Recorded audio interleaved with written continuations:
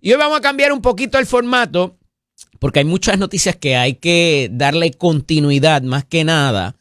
Y para esos propósitos, como siempre trabajamos la línea de cómo se toman las decisiones en la mesa donde verdaderamente hay impacto, alguien que ha estado en esas lides y que se mantiene también en la consecución de los eventos. Traje hoy un poquito más temprano, aunque siempre está con nosotros los viernes, Jaime Perelló Borrás, expresidente de la Cámara. Buenos días, Jaime, bienvenido. Buenos días a ti, Eddie, a todos los compañeros de control, a toda la gente de Z93, a la gente de Tele 11, bueno, y sobre todo al pueblo puertorriqueño. Hoy me hiciste madrugar otra vez un poquito más. Un poquito más. Se suponía que estuviera con nosotros don Eduardo Batia Gautier. Pero no, parece que la sábana la cobijita lo arropó. No lo culpo, porque uno se acuesta así, ay Dios mío, Eddie, pues dale. Fíjate, yo escribí una columna con la cual estoy de acuerdo, a diferencia de las últimas dos, pero pues... Yo todavía no la he leído, pero la leeré y te haré mi comentario. A duras penas estoy despierto aquí y voy a estar leyendo columnas. Tiene que ver con el asunto de cómo se puede descarrilar una reforma contributiva y convertirse en populismo, llama él. Y hace la pregunta, ¿reforma contributiva o populismo? Toda reforma contributiva, su origen es populismo. Claro, porque tú buscas tener el alivio y más cuando estás reclamando un compromiso cumplido, ¿verdad? Claro. En las páginas completas de periódicos. Y nuevamente billboards y todo lo demás. Sí. Y por ahí quería un poco empezar la discusión, Jaime, porque ya los presidentes de los cuerpos legislativos y particularmente Carlos Johnny Méndez, dos de quizás la parte dura para poder pagar y hacer neutral esta reforma contributiva, es Carlos Johnny Méndez quien sale y dice, no, para allá no, por ahí no vamos. Parece que puede haber un compromiso entre las delegaciones de minoría, mayoría, para propósitos de quizás ponerle un cap, un límite de la cantidad, y me refiero a los vehículos híbridos eléctricos, los famosos plug-in, y también lo de las placas solares, que se ha convertido en una industria que emplea miles de puertorriqueños y que es la alternativa para que mucha gente puedan tener luz, a pesar de que han bajado bastante los apagones en los últimos meses. Y fíjate que algo que también, y de lo que hablábamos en estas últimas semanas, el asunto de del estudio que parece que comisionó la gobernadora, le bajó a Luma. Ya no están disparando para allá. No hablan ni del caso pendiente ante los tribunales. Que, oye, la Junta se sumó esta semana y está tomando toda la vertiente de lo que estaba diciendo Lumas y destacan que es un caos lo que esto puede causar. Pero quiero enfrascar, ¿verdad?, un poco dando todo este contexto, el asunto de cómo los presidentes legislativos del propio partido de la gobernadora, de una de las medidas que son 48 millones de pesos, considerando que la reforma cuesta casi 600, le dicen, no, eso no lo vamos a considerar, no hay break de que vayamos a eliminar exenciones de arbitrios y de otras cosas para esos propósitos, búscalo en algún otro sitio. Bueno, tú y yo hablamos aquí cuando terminó el año y empezó el año, que la gobernadora tenía que hacer un escabullo, vuelve y tira. Correcto. Incluso nosotros dijimos aquí, el viernes pasado, que nuestra recomendación era que la gobernadora se reuniera, ¿tú te acuerdas?, con los presidentes de los cuerpos, los portavoces alternos, presidente de Comisión de Hacienda, presidente de Comisión de Gobierno, que se reunieran y se dieran juntos en una estrategia. Mínimo los de la mayoría. ¿Y pasó? ¿Pasó el sábado? El sábado, el otro día pasó. Y le habíamos dicho también que el asunto de Luma era una lucha perdida y la gobernadora se mandó o la mandaron a haber puesto todos esos billboards como compromiso cumplido, algo que ella no puede cumplir porque no está en sus manos. Y eso le mordió la mano, valga la redundancia, y tenía que arrancar inmediatamente con la reforma contributiva. O sea, tenía que cambiar el tema, empezar con un tema positivo, lo hace, vuelve a poner billboards. Esos billboards no solamente es para hablar de ese tema, tenía que borrar los otros. Sí. Porque claramente el tema de Luma es un tema discutido y terminado. Tiene que trabajar con Luma, dejar eso a un lado y empezar con la reforma contributiva. Ahora, Eddie, una reforma contributiva con una junta de supervisión fiscal, tienen que meterle la mano a algo. Y esto me recuerda un poco la discusión del IVA. Cuando se empezó a trabajar el IVA, que todos estamos de acuerdo, y tú no sé si te acuerdas que yo hice una comisión especial Yo estuve 6 meses antes haciendo vistas públicas, visitando sectores económicos, censando si están de acuerdo de cambiar con un IVA. Y el informe que se le entrega a Rafael Tatito Hernández, presidente de la Comisión de Hacienda, porque yo presidí esa comisión especial, decía claramente por qué estaban a favor del IVA. Pero cuando se presenta el proyecto, el gobernador en aquel momento, Alejandro García Padilla, nos había dicho a nosotros que ha hablado con todos los sectores y que todo el mundo estaba de acuerdo. Y cuando se presentó el proyecto, no había hablado con nadie. Y ahí fue que se empezó a revolver porque se ven las universidades, el sector médico, todo el mundo. Espérate. O sea que el gobernador no le dijo toda la verdad a sus propios presidentes de la Asamblea Legislativa. Cuando ese proyecto les omitió información. Bueno, cuando ese proyecto se presenta, nosotros hicimos un trabajo en el país. Pero contéstame la pregunta. No. No les dijo la verdad. No dijo toda la verdad porque cuando llega el momento, se presenta el proyecto y un proyecto como ese el del IVA, que que sigo estando a favor, era muy buena idea del Ejecutivo y al día de hoy creo que se le falló al país y los de mi delegación que le votaron en contra y colgaron ese proyecto en la Cámara, le fallaron al pueblo puertorriqueño. Manuel Natal, Luis Vega, Luis Raúl Torres, entre otros. Le fallaron al pueblo puertorriqueño porque era una muy buena idea. El problema es que el proceso de discusión en la legislatura, en este caso en la Cámara, se hizo más difícil porque el Ejecutivo realmente no se sentó con ciertos sectores para buscar su consenso. Entonces el consenso nos tocaba a nosotros. Digo, el y era muy difícil. Y la información, porque es que lo del IVA no todo el mundo lo veíamos en ese momento, cómo iba a ejemplificarse. Te decían que se iban a eliminar las planillas de contribución sobre ingresos y que iba a ser mejor, porque en otros países europeos por allá. Y yo creo que faltaron ejemplos para, ¿verdad? Como se ha hecho aquí, por ejemplo, con las tasas contributivas, pues si te ganas tanto, vas a pagar tanto. Y me parece que no se modeló, y aunque se hubiese modelado técnicamente, porque sé que Tatito tenía esos números, porque yo trabajaba allí. Y nosotros hicimos una plataforma. Había una plataforma que tú entrabas y tú ponías tu ingreso y te decían, con el IVA, a lo último. Esto te va a ahorrar. No, a lo último. Al arranque de la discusión por la Cámara. Pero cuando se comunicó a la gente, ahí fue el problema. Ya tenías todos los grupos de oposición. Estaba la gente de las escuelas y de las universidades. Y eso no incluía. Nos llevaron, Manolo Fernó, que en paz descanse, nos llevó un concierto de creo que una sinfónica que tiene la Universidad Interamericana. Fue una protesta muy bonita. Hasta vinimos de Tarima a cantar Yo Quiero un Pueblo. Pero la realidad es que para que el IVA funcionara, tenía que aplicar a todo el mundo para buscar el bien común al final. Empezaron las exclusiones. No, a la salud no. No, a la educación no. No, a los Boy Scouts no. O sea, llegó un momento dado que cada legislador tenía su grupo. Mira que Eduardo fue Boy Scout. Que cada legislador tenía su grupo que quería defender y se formó un revolú. Es más, pero siempre va a haber grupos de interés.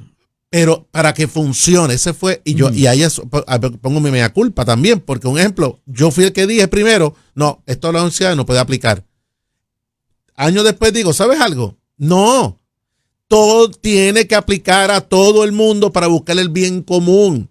Al día de hoy, si el IVA estuviese funcionando, hoy no voy a estar haciendo reformas contributivas. Esa es la verdad, y yo invito a que vuelvan nuevamente a traer el tema. Yo estoy seguro que tanto Eduardo Batia como yo y Alejandro estamos dispuestos a darle nuestro expertise de lo que vivimos en aquel momento, porque es importante para el país.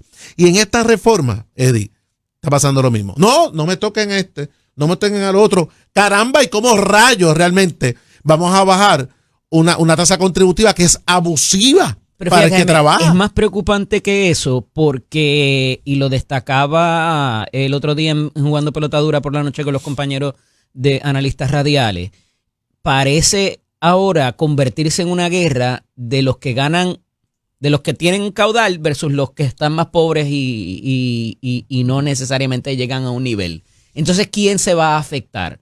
¿Quién? Porque a alguien le va a doler. Al final del día, cuando tú trastocas el código contributivo, alguien va a salir jorobadito y alguien pues se va a beneficiar de alguna manera. Y es como tú haces ese shifting, pues mira, sí, te voy a quitar esta exención, pero vas a tener esta rebaja en las tasas. Pero lo que es más, y me parece que por aquí va la columna, y por eso estoy de acuerdo con la columna de Eduardo, que quiero leerla, Morales, es que se ha hablado de algo que hizo el ex representante Antonio Tony Soto en un momento dado, y es que no se trastocaban las escalas contributivas de esas del 33, del 24, de todo lo que se ha hablado, sino que al final del día, una vez tú hacías todo tu cómputo, tú tenías automáticamente una rebaja entre 5% y 8% de tu, lo que se llama la responsabilidad contributiva. Tú hacías todos tus cálculos, tus giras, las exenciones que tuvieses, tus decretos, lo que fuera que tuvieses, y al final de esa línea 37, si no me equivoco, que entonces establece en la planilla, tú decías, ok, de esto yo le resto ese 5, ese 8%. Eso equivale a cerca de 285 millones, que más o menos es la mitad. Uh-huh. Eso se está eliminando para entonces rebajarte la tasa. Cuando tú llegas a la matemática, al final va a terminar siendo lo mismo, porque eso equivalía a bajar algún por ciento. El bajar la responsabilidad contributiva está contenido en las escalas contributivas. Correcto. Entonces, esas cosas hay que decirlo, porque el que te prepara la planilla te lo va a decir en estos meses también. Entonces, ¿qué pasa? El asunto del recaudo, lo que hablábamos la semana pasada, el recaudo no va a bajar, se va a seguir recaudando lo mismo.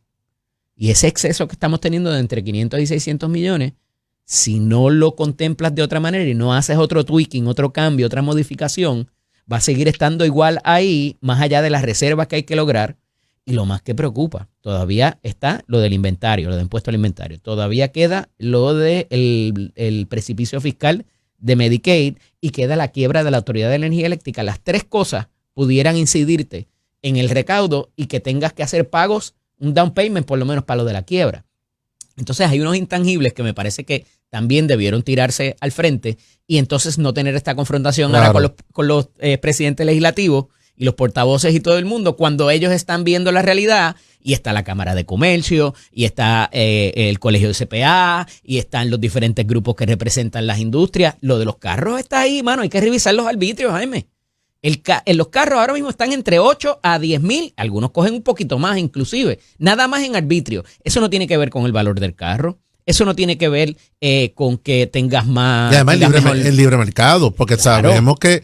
Es un arancel, el arbitrio es un arancel. Correcto, pero también te venden el carro muy por encima, o sea, los dealers están por la libre también. Uh-huh. Y te están vendiendo los carros muy por encima de incluso del arbitrio, o por la necesidad, o porque puertorriqueños compulsivos comprando carros. O sea, los costos de los vehículos en Puerto Rico están demasiado altos también, más allá del arbitrio. Es un tema que también los propios dueños de dealers deben sentarse y analizar eso de igual manera para buscarle mejor interés al consumidor. O sea, no todas las responsabilidades tiene el Estado. Ah, porque entonces tienes que financiar más cantidad y tienes que asegurar más cantidad también. O sea que te impacta dos renglones adicionales asociados a la industria de vehículos.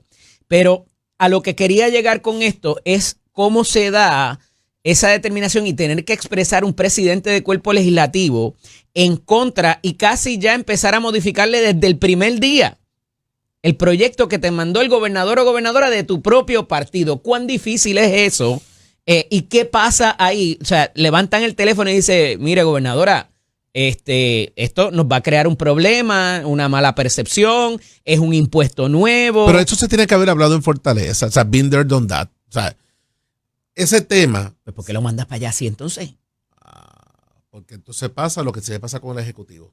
Dice, no, yo voy a dar adelante, yo lo voy a tirar, porque yo prometí la reforma contributiva, yo lo voy a tirar para allá, y ustedes asumen su responsabilidad. Esas cosas pasan al origen, pero se asumen su responsabilidad. Recuerda que son cuerpos colegiados. O sea, si fuera el presidente nada más de ambos cuerpos que tienen que tomar la decisión, se arriesgan, pero es colegiado. Tienes que convencer a toda una delegación allí, que está en sus pueblos, que está en sus distritos, que está con su gente. Que está recibiendo llamadas. Que está recibiendo llamadas, grupos de interés, cabilderos, bla, bla, bla, bla, bla. Entonces empieza oye, y vamos a estar claros, esta legislatura, no hablando de los presidentes, que son dos personas totalmente experimentadas y con capacidades, pero los miembros de esa asamblea legislativa, búscate la capacidad de esos miembros, no es la misma que teníamos cuando estábamos Eduardo y yo.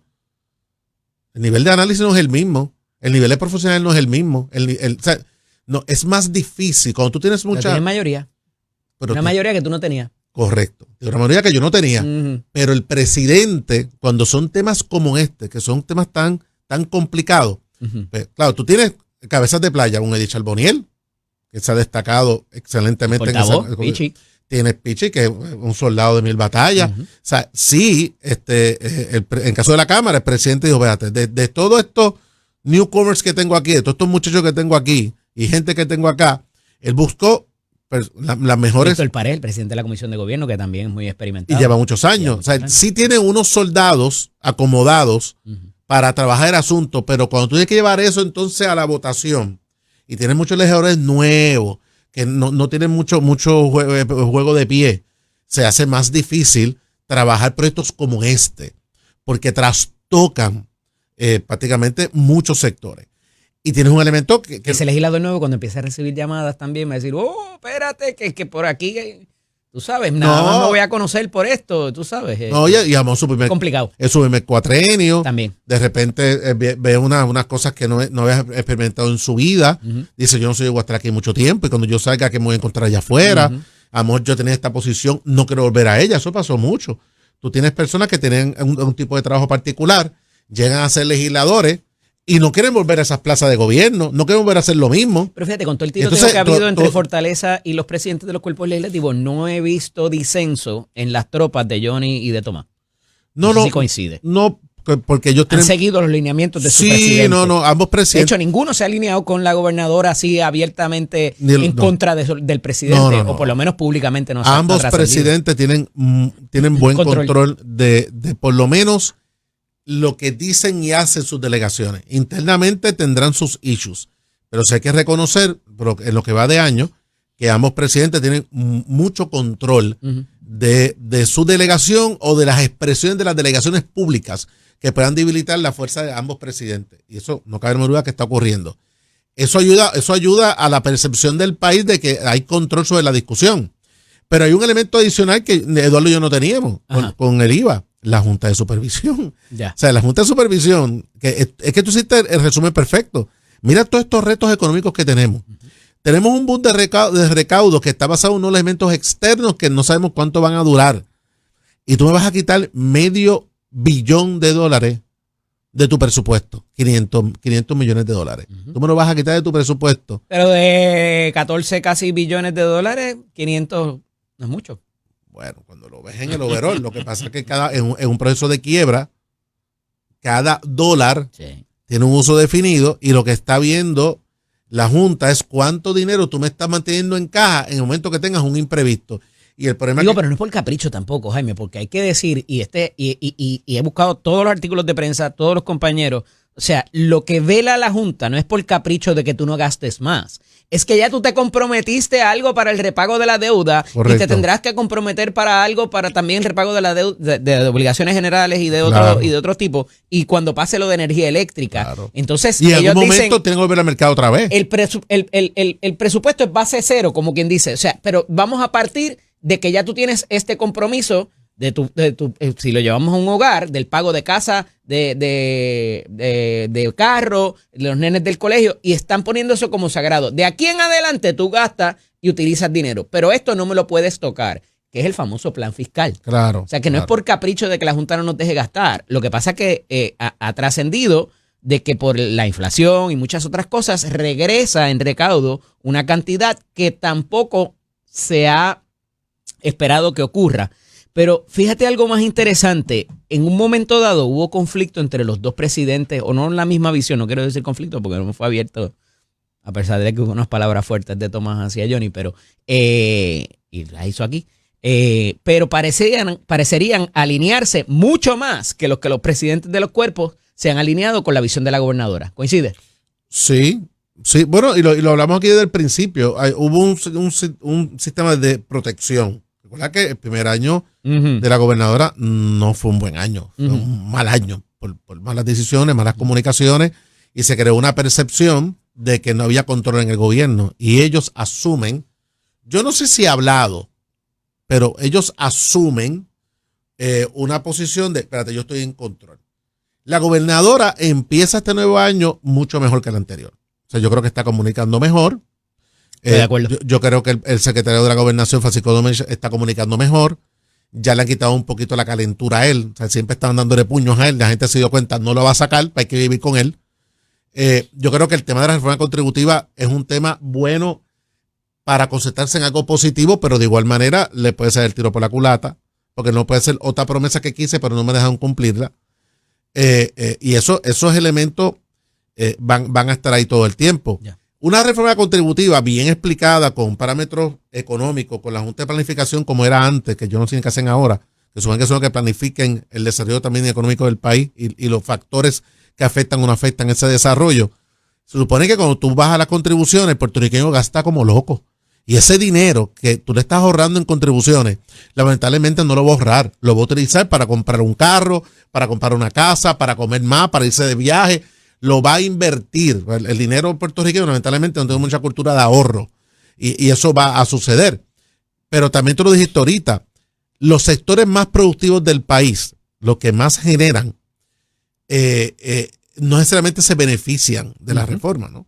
La reforma... Entonces va a ser los ricos contra los pobres. Por lo que he leído hasta ahora, se basa en eso. Porque hay unos brackets contributivos que no se tocan para nada. Los que están abajo que pagan, que a veces lo que cogen, vamos a estar claros, a veces lo que cogen son reintegros. O sea, tú estás dando un alivio contributivo a muchos sectores que realmente no pagan muchas contribuciones. Les retienen, pero al final del camino lo que están esperando es el cheque de reintegro. O sea, es una forma de darle vuelta al dinero. Ya. Pero los que están acostumbrados a pagar contribuciones muy por encima, porque el bracket se pasa del 33, etcétera, etcétera, hasta ahora yo no veo alivio a ese sector. Pero bueno, el bien común es más, que los más se beneficien que los menos. Lo que pasa es que te van a dar lo de la ganancia de capital, te van a dar lo de las corporaciones también. Y fíjate que también en este asunto de los vehículos particularmente, porque las placas solares también tú tienes que tener cierto ingreso para adelante para poder cualificar. No todo el mundo puede poner placas solares por la realidad o porque no tiene el dinero. Claro. Pero entonces ese carro, el plug-in hybrid, el híbrido eléctrico, que mucha gente no conocía de ese carro, pensaban que era eléctrico full. Ese carro lo que te da son 20, 30 millas y es un motor de combustión. Por eso, ¿verdad? Y entonces la iniciativa que presenta la minoría del PPD le dice, capéalo, vamos, de este en adelante, de este valor en adelante, le quitas la exención. Y de un valor para abajo, si el carro es ahora, de esa tecnología, pues le deja reclamar la exención. Pero a lo te cuesta menos. Sin tener ninguna posición clara sobre eso. ¿Por qué tienen exención contributiva? Porque es parte de la iniciativa de energías renovables. La cual, que no es la política pública federal ahora tampoco, esos son otros 20 pesos. Eso sea como un incentivo, porque como no usa menos gasolina, sí, pues causa menos pollution. Y hay una política pública federal sobre eso. Pero todas las marcas los están trayendo ahora. Esa es la... Pero ¿cuál es el beneficio principal que lo compras? ¿Que gasta menos en gasolina? Que no pagas el vitrio. No. Cuando lo compras y lo tienes. Que no pagas el vitrio. Sí, y adicional que pagas menos gasolina. Que no pagas el vitrio. Claro. Cuando tú vas donde el vendedor, lo primero que te dice, ese carro no paga el vitrio. Pero entonces, la pregunta mía es, ¿por qué se no paga y los otros sí? ¿Cuál es el beneficio real para el gobierno en que tú no pagas el vitrio? En términos de política pública. ¿Qué gana ahí? Digo, eso es para debatirlo. Mira, la canción nueva del Caballero de la Salsa, o de las más nuevas, al final el estribillo es el amor acaba. Y te decía que había habido amor entre los presidentes de los cuerpos, pero nuevamente lanzan un misil de la Cámara para el Senado.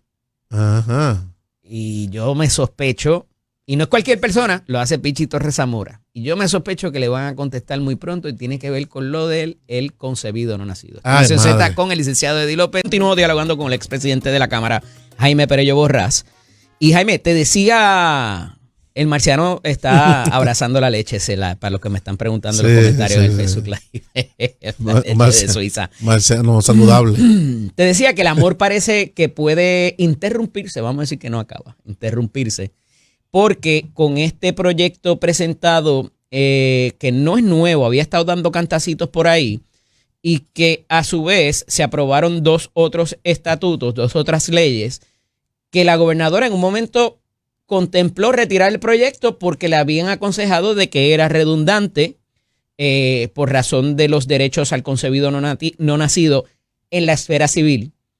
Y el otro proyecto, que es la ley Cage-La-Madeleine, que es cuando alguien muere por lo que pasó con el exboxeador Verdejo, pues que entonces no se necesitaba este proyecto, que es el proyecto del Senado 923, que fue aprobado recientemente, pero ya salió el portavoz de la Cámara, de la mayoría, Pichi Torres Zamora, a decir, espérate, que este lenguaje está medio ambiguo. Y antes de entrar en ese contexto, la situación que había ocurrido previa fue con el proyecto de las escoltas. Que Tomás Rivera Chatz había dicho aquí en esa misma silla, en ese micrófono, en esta cámara, que él tenía dudas si la Cámara lo iba a aprobar en un momento dado.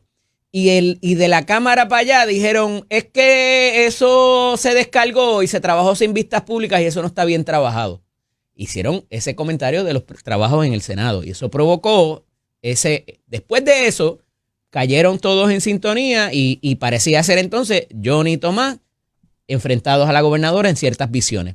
Pero aquí, de lo que se trata, y un poco lo explicábamos ayer, y no me quiero extender mucho en el contexto para que me des tu opinión, porque aquí pueden interpretarse dos vertientes. Hay un asalto, se produce la muerte de la madre gestante y de la criatura. Eso es una conducta criminal. Está tipificado ya como asesinato estatutario porque al comenzar esa cadena de eventos que produzca muertes automáticamente, pero ahora serían 2 sentencias. Entonces, eso es una cosa. Otra cosa es que a una madre se le diga, es tu vida o la del bebé, tiene una condición bien avanzada, tienes que terminar el embarazo con recomendación médica. Miren que me estoy yendo a los 2 extremos. Un asalto donde muere una madre y el feto. Y en el otro caso, una madre que va a terminar su embarazo por recomendación médica. Y le tiran el libro a la madre, al médico, a la enfermera. Y si el conserje que limpia la sala está por ahí también, se lo llevan enredado y le radican asesinato en primer grado, Jaime. Entonces, me parece que la preocupación de Pichi es genuina. Y ese es el proceso legislativo. Que viva el sistema bicameral. Claro. Que viva el sistema bicameral. Si no es un sistema bicameral, cualquier locura que apruebe un solo cuerpo, ya la gobernadora lo firma, para que la gente entienda lo importante de un sistema bicameral. Ese doble filtro es trascendental para reparar proyectos que pueden tener buenas intenciones, pero están mal hechos. Es tanto así que después el proyecto regresa al cuerpo de origen para ver si concurren. Comité de conferencia, ¿no? Ese diálogo entre los cuerpos. O sea, la realidad es que, fíjate lo que está pasando. No el que tira adelante siempre es el mejor. O sea, si el Senado ya lleva una conducta de traer unos proyectos populistas y los aprueba y los descarga y rápido porque eso es lo que yo quiero proyectar, alguien tiene que ser el adulto en la sala. Y cuando llega el otro cuerpo, dice, pero espérate, frénalo ahí. Y estamos hablando, la Cámara, que Johnny Méndez sabemos que es una persona muy conservadora, muy religiosa, muy creyente de la protección del derecho al no nacido. O sea, pero fíjate que cuando llegan temas como este, que son temas de dejar claro las situaciones por el bien común, pues el portavoz que es abogado te dice, no, espérate, vámonos suave con eso. Además que este tema es un tema, esto sí que es populismo, ¿verdad? O sea, ¿Por qué? Porque hay un movimiento, se ha visto una tendencia muy conservadora en el país y el PNP le está hablando a un grupo en particular. Ellos se dieron cuenta que el grupo en particular... Llevan tiempo hablándole sí, y salieron por más, teniendo ese discurso. Lo están haciendo. Pero me sospecho que hay mucha gente allá afuera que vota, que está de acuerdo con este tipo de... Lo que pasa es que ahí en que entran los partidos de oposición, y en este caso más el Partido Popular Democrático. En esta isla hay más liquor store, iglesias por milla cuadrada que en muchos países en el mundo. Correcto, hay una mezcla entre orar y beber muy conectada. Hay gente que lo hace al mismo tiempo. Sí, al mismo tiempo y bueno, pues nada. O sea, las iglesias están llenas de pecadores, por eso que se va a la iglesia, ¿no? Para buscar el perdón del Señor. Cuando seamos todos santos, pues estaremos ya con papá allá arriba. Y no hace falta la iglesia lado. entonces. Si claro, porque él nos perdona, ¿verdad? Si nos entregamos a Él, Él nos deja entrar hasta al lado de su diestra. Pero lo que te quiero decir es que este asunto aquí donde tiene que entrar realmente son las oposiciones. El Partido Popular Democrático es un partido que siempre ha sido un partido de centro, pero en un momento dado se fue demasiado a la cosa liberal, ¿verdad? Demasiado a la derecha en pensamiento, no en en asuntos de administración pública. Lengua, porque eso es lo que yo le critico al presidente. Pero lo que tengo que decir es, en este tipo de discusión es cuando los partidos de minoría, y el más grande es el Partido Popular, se debe crecer. Para entonces entrar en un... ¿El más grande qué? De minoría. El partido de minoría más grande es el Partido Popular. En la cantidad de legisladores, ¿será? No, porque en llegó el país, tercero en la gobernación. En la gobernación, pero no como partido. Bueno, Jesús Manuel llegó tercero. El Partido Popular llegó segundo sin ningún problema. La institución llegó segundo. El Partido Popular como partido político llegó segundo después del PNP. Jesús Manuel llegó tercero, pero no el Partido Popular. Vamos a aclarar bien los números, no nos confundamos en el camino. ¿Pero qué estás tomando entonces? Pero ese no es el tema. El tema que estoy diciendo es que el Partido Popular en estos temas particulares tiene que educar un poco más para tomar decisiones correctas y concretas. Pero tiene sus conservadores y sus fundamentalistas allá adentro también. No tiene. Es que la gran mayoría, es que el partido en un momento dado. Porque ahí está José Luis, estuvo Tatito, sí, y hay algunos otros también que están calladitos, pero están muy de acuerdo con que se elimine el aborto, con que bueno, pero esas discusiones se rece antes de los trabajos, todo ese tipo de cosas. En el seno de las instituciones, ¿no? Pero en este caso particular del aborto, el Estado tiene sobre una responsabilidad. Si el Estado te dice a ti, yo escribí un artículo sobre eso hace mucho tiempo y lo voy a que la gente lo lea. Si el Estado te dice a ti, tú no puedes abortar, yo lo siento, no importa lo que haya pasado, y si tu vida está en peligro, que eso es un tema de discusión, pero tú no puedes abortar. Y ponen a una mujer, a una niña de 17, 18 años a parir un muchacho. ¿El Estado se lo va a mantener? Digo yo. El Estado aprueba que tiene la capacidad, el departamento... Si es producto de violencia sexual. El departamento de la familia ha demostrado que tiene suficientes trabajadores sociales para atender lo que está pasando en el país hoy, que tíos, primos, sobrinos, padres están violando a niñas, la están preñando. O sea, que hasta Joan Rodríguez Bebe, que era súper, ¿verdad? Esa es una de las razones de ser de ese proyecto y fue lo que le causó el colapso, así mismo lo ha dicho Nilda aquí, que el que ella tan siquiera viera la exención, la diferencia entre una violación, ¿verdad? Entre una violencia sexual, entre un ataque sexual a un menor, versus, ¿verdad? Y eso fue toda la controversia, que si de 14, que si de 15, que si de 16. No hay consentimiento, punto. Correcto. Es violencia sexual. Y ahí, o sea, se permitía la terminación de embarazo bajo esas circunstancias. Pero aquí no. Pero, y ponle tú que aquí es absoluta la prohibición. Tú tienes esa situación en particular. Ponle que sea una niña en consentimiento. Digo, eso dice Pichi, ¿verdad? Está bien, una niña en consentimiento también se lo embarazada. Mira, dicen, a mí me preguntan, ¿tú crees en el aborto? Es que el aborto es. O sea, como que yo creo no creo, el aborto es. Quiero que las mujeres aborten, preferiría que no lo hicieran. Yo haría todo lo posible para que ese niño naciera. O sea, que yo no promuevo que las mujeres aborten. Pero como funcionario de gobierno, yo tengo la responsabilidad de garantizar que una mujer que tenga que abortar tenga toda la facilidad médica y los recursos para hacerlo y que en protección a ella. Y tomar decisiones sobre su cuerpo. Hasta cierto nivel de gestación, pues no puede ser festino, hasta cierto nivel de gestación, porque ya el nene ya está realmente desarrollado, ya es más complicado, pero en esos primeros meses, en ese proceso, que ya tomando la decisión, estoy embarazada, yo realmente puedo traer a este niño al mundo, yo tengo las herramientas, tengo la capacidad para hacerlo, pero no lo puedo traer al mundo. No, que lo tienes que hacer. Estado. Sí, porque nadie te mandó a preñarte. Ajá, digo yo, el gobierno de Puerto Rico ha demostrado que tiene la capacidad real para proteger a un menor nacido de una familia que no está en funciones para mantenerlo. El gobierno va a mantener a ese niño y esa mujer en todo su proceso.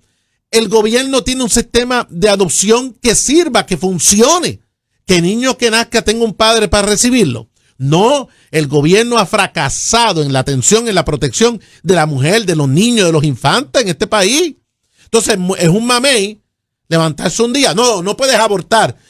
Pues, coño, si no lo vas a dejar abortar, del Estado que le dé los recursos para proteger a ese bebé y a esa madre. Ese Toño ha fracasado en eso constantemente. Duro. Dije Toño. Sí. El tío Toño. Mira, yo creo que esto va a ser objeto de vistas públicas y nuevamente veremos la Cámara celebrando vistas públicas y el mecanismo de descargue al final del día. ¿El descargue es malo? Tengo que pausar, pero... a mí no me gustan los descargues. No. Hay presidentes de los cuerpos que han abiertamente dicho, yo no voy a descargar medidas, y después lo hacen. Yo creo que en mi presidencia yo nunca descargué una medida. Cuando regresemos a hablar un poquito de una columna del ingeniero Daniel Hernández sobre los retos regulatorios del sistema energético. De Nación Z con el licenciado Eddie López.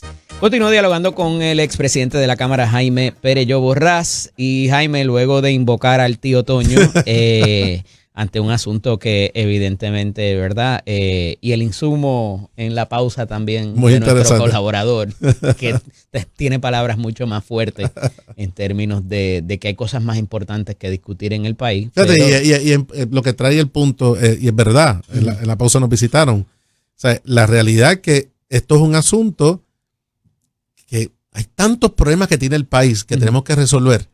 Y estos son temas que se traen para entretener a unos sectores, porque realmente no hay un problema que atender. O sea, no hay un problema que atender. Entonces lo llevan a unos extremos que lo que hacen es dividir al país y crear unos roces que no nos hacen falta en este momento. Y esta discusión me parece una discusión estéril, a base de unas promesas de campaña, pero sin necesidad real de atenderlo de la manera que lo están atendiendo. Pero a eso te tengo que decir, y vuelvo y te recalco, que no es el primer cuatrenio donde se presentan y se le ha dado el mandato con mayor contundencia a las personas, y por eso tú tienes una delegación en Cámara y Senado de Proyecto Dignidad que no la tienes con Victoria Ciudadana. ¿Qué te está diciendo eso? ¿Cómo piensa ese país allá afuera? El legislador es un reflejo de cómo piensa el pueblo. Por eso lo lleva ahí, porque le hablan. Y tienes razón, pero también hay un asunto de fanatismo y de desinformación que debe preocupar en vez de alentar. O sea, nos debe preocupar un problema de desinformación y de un fanatismo en crecimiento que a la larga... Digo, igual que había fanatismo antes de los liberales, claro, que se fue para el otro extremo completo, y ahora la diferencia es que el conservador también tiene voz. No, y al fin y es justo que la tengan. Y que la tengan. Al fin y al cabo, todo el mundo en esta ocasión utiliza mucho la palabra, lo que dice la Biblia, el amor, la iglesia, y a veces esta discusión lo que hacen es alejar realmente lo que es el amor, lo que es el entendimiento, lo que es la empatía, lo que es entender situaciones particulares de muchas mujeres que pasan muchísimas situaciones muy complicadas que no le permiten en un momento temprano de su embarazo traer ese niño al mundo. Hay muchas razones por qué eso ocurre. Y vuelvo a repetir, yo no estoy a favor del aborto. Y haría todo lo posible como gobierno, como persona, como individuo, de darle a una madre todas las alternativas para que no tenga que hacerlo. Porque el niño tiene, al fin y al cabo, ve el mundo, tiene ese derecho a nacer.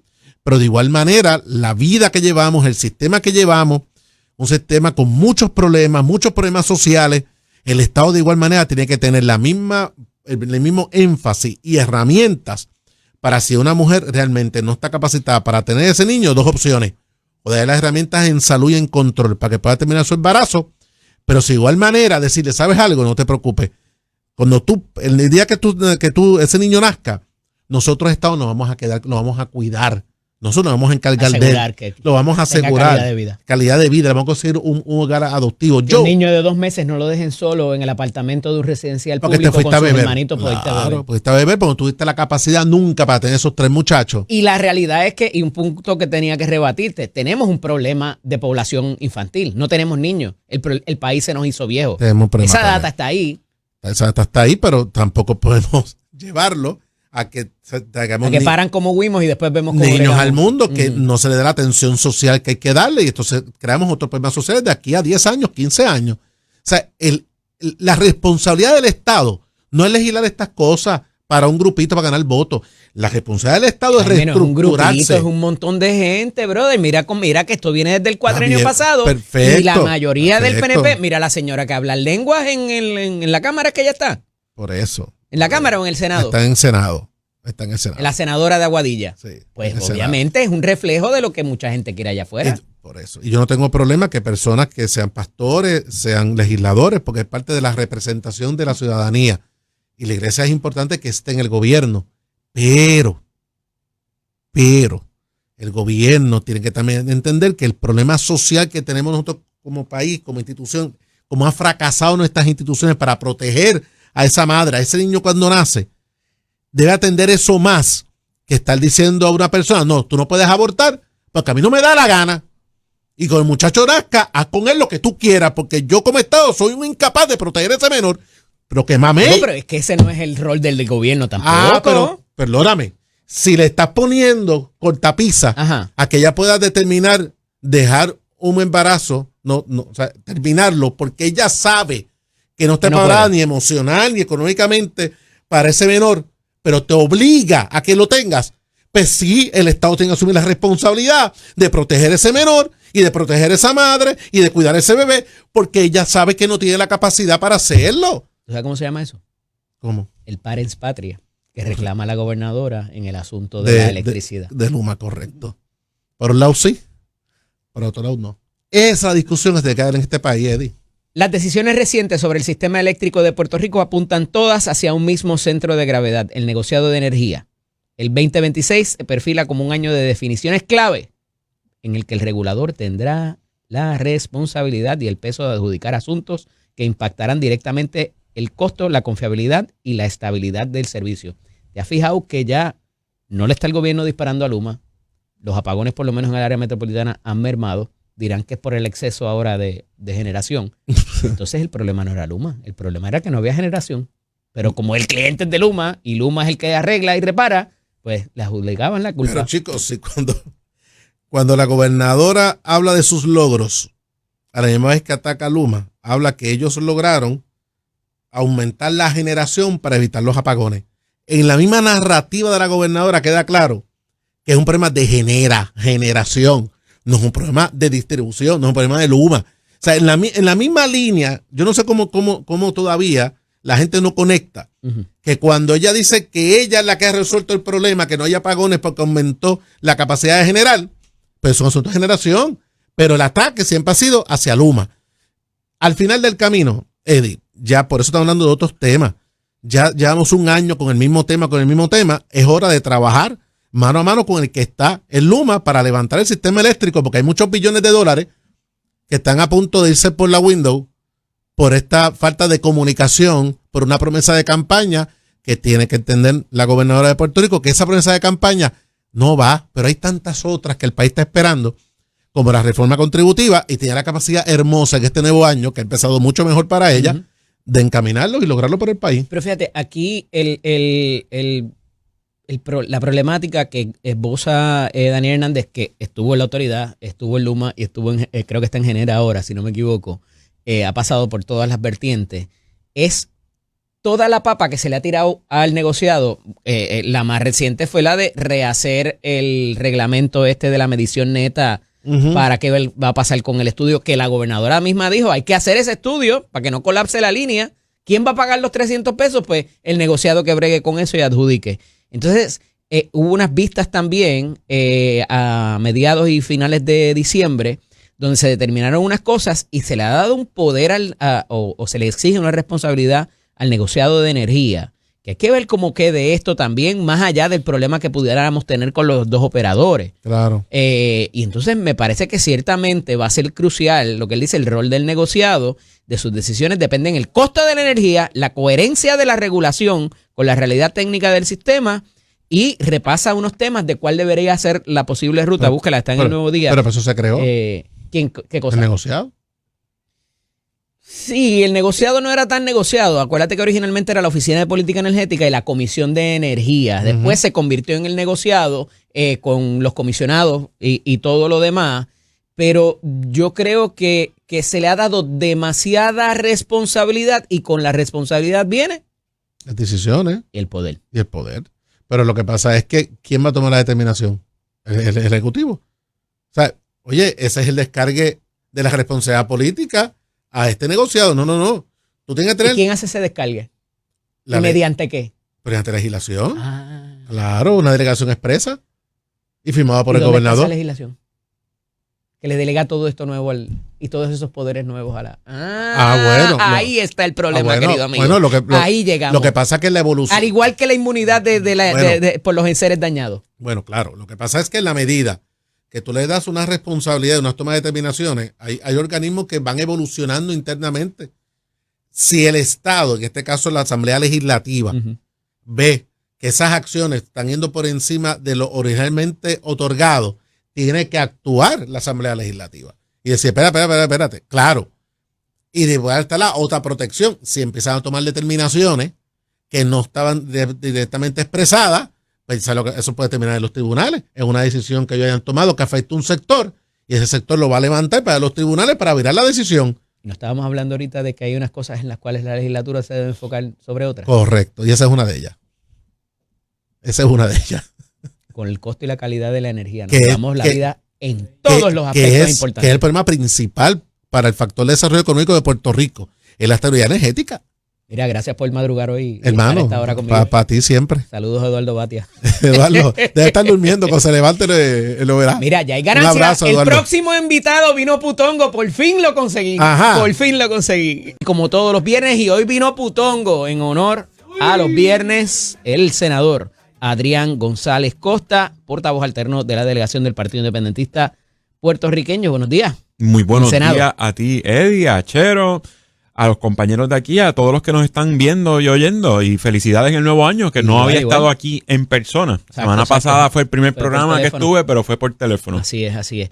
Mira, Adrián, mucha controversia en estos días, ¿verdad? En los turnos en el Senado hay medidas un poco controversiales, resoluciones y todo lo demás, pero en la capital federal se convirtió en todo un debate de si había o no había, que si la reunión, que si Juan Dalmau se había movido allá, y el congresista republicano, ahora parece como que variar la cosa. Había dicho que iba a presentar, que tenía un borrador que se lo había facilitado el presidente de la PUA, los Puertorriqueños Unidos, ¿es que se llama?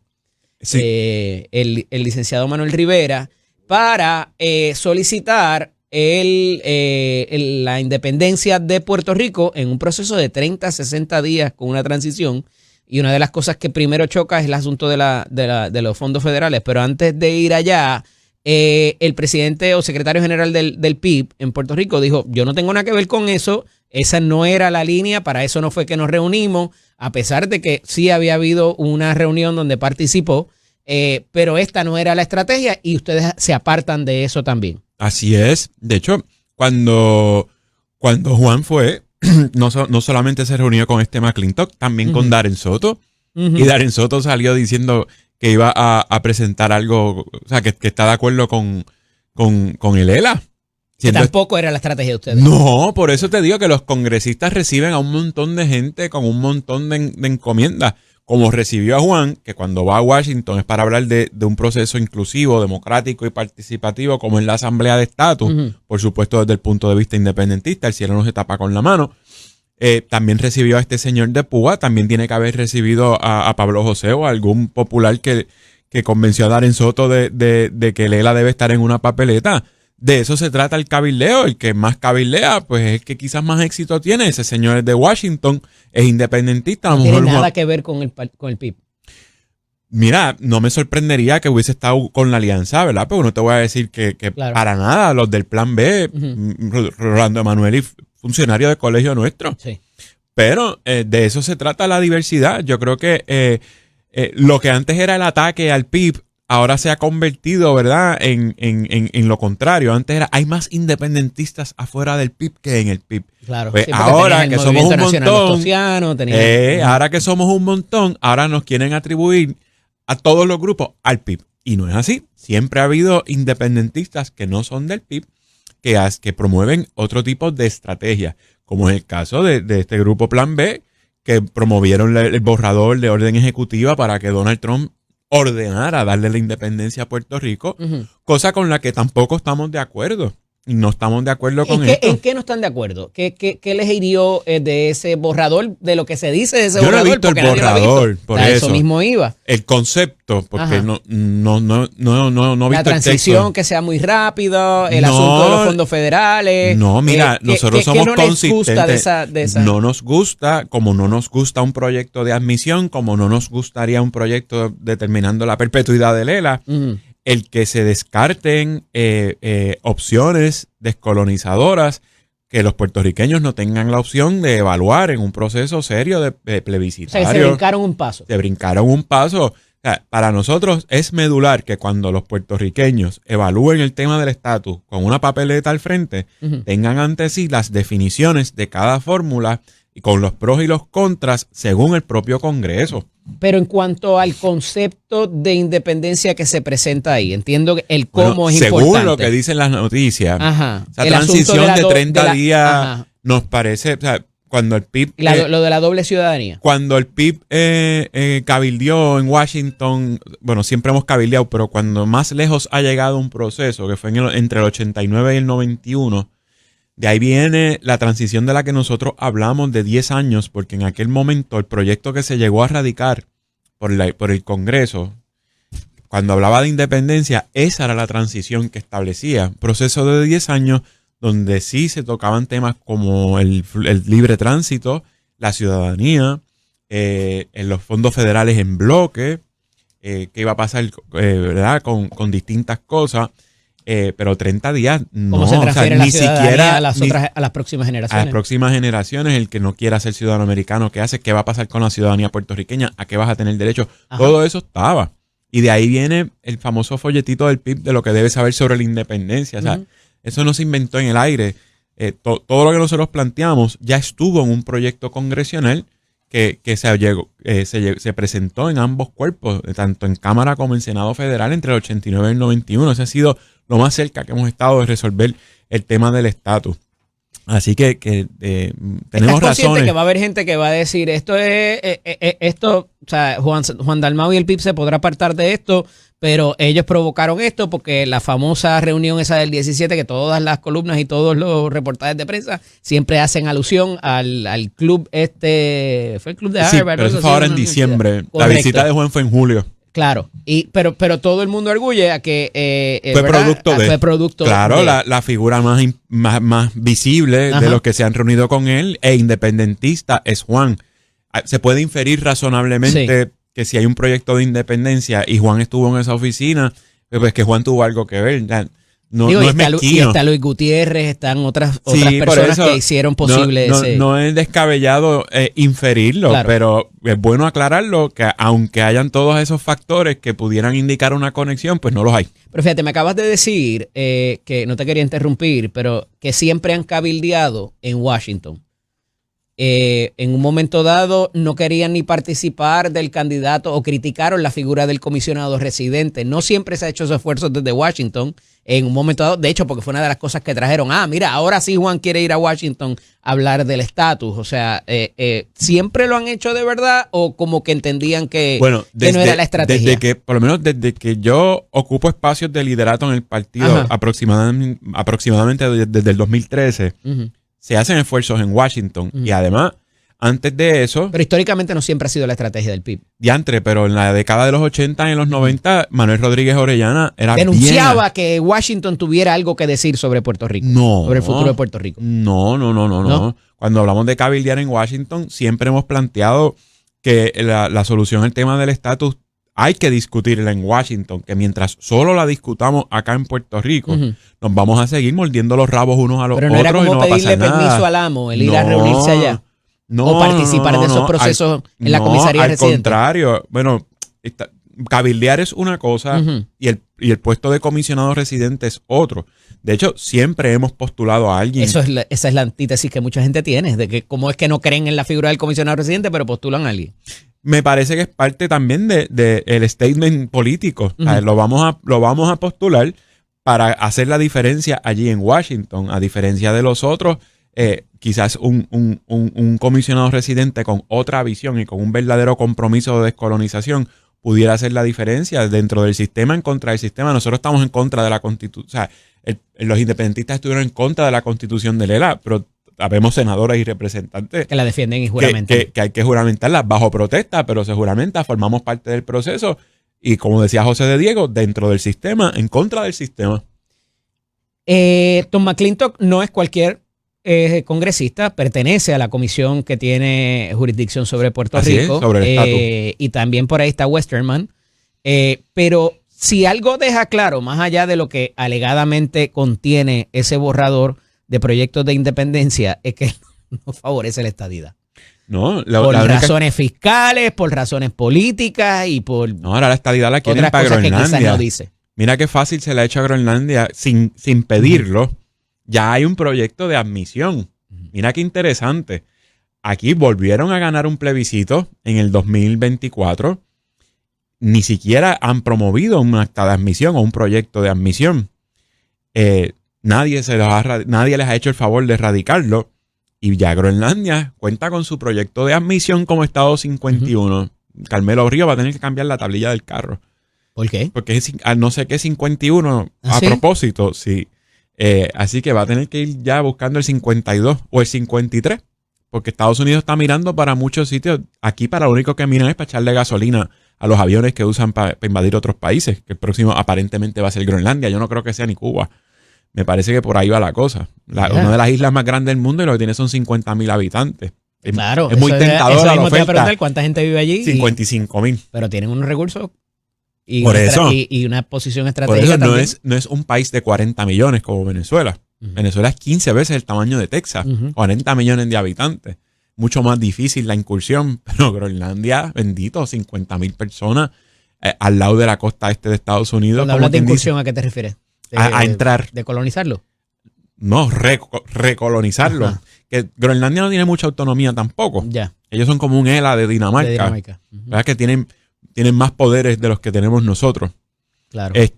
Por eso Dinamarca es el que sale a defenderlo. Por eso se habla, ¿verdad?, de lo que implicaría una incursión allí frente a la OTAN. Estamos hablando que sería lo mismo que Putin y Ucrania, que Estados Unidos entra en Groenlandia. Pero de Trump nada sorprende. Además que él asume unos riesgos y le salen bien. Eso de Venezuela, en otros tiempos quizás hubiese... Su propio Congreso se lo hubiese parado de frente. Y las entidades internacionales, pero nadie le dice nada. Así que él sigue tratando a ver Pero hasta igual que dónde nadie lo dijo dejan llegar. nada cuando torturaban gente, desaparecían gente y 8 millones de personas salían de allí. No, sí, no. Y se robaron la elección. No, en las Naciones Unidas han habido muchos pronunciamientos. ¿Y qué efecto tuvo? Ninguno. Pero con Trump ni siquiera el pronunciamiento, ¿ves? Las Naciones Unidas se expresaron también en contra de lo que estaba ocurriendo en Gaza. Pero no pasó eso nada, no es como pero cuando hubo una mujer le está expresión. dando una pela en un condominio y nadie hace nada, solamente uno de los vecinos interviene. No es lo mismo. Y se mete en el apartamento y... Pues quizás, siguiendo tu ejemplo, por lo menos el vecino llamó a la policía.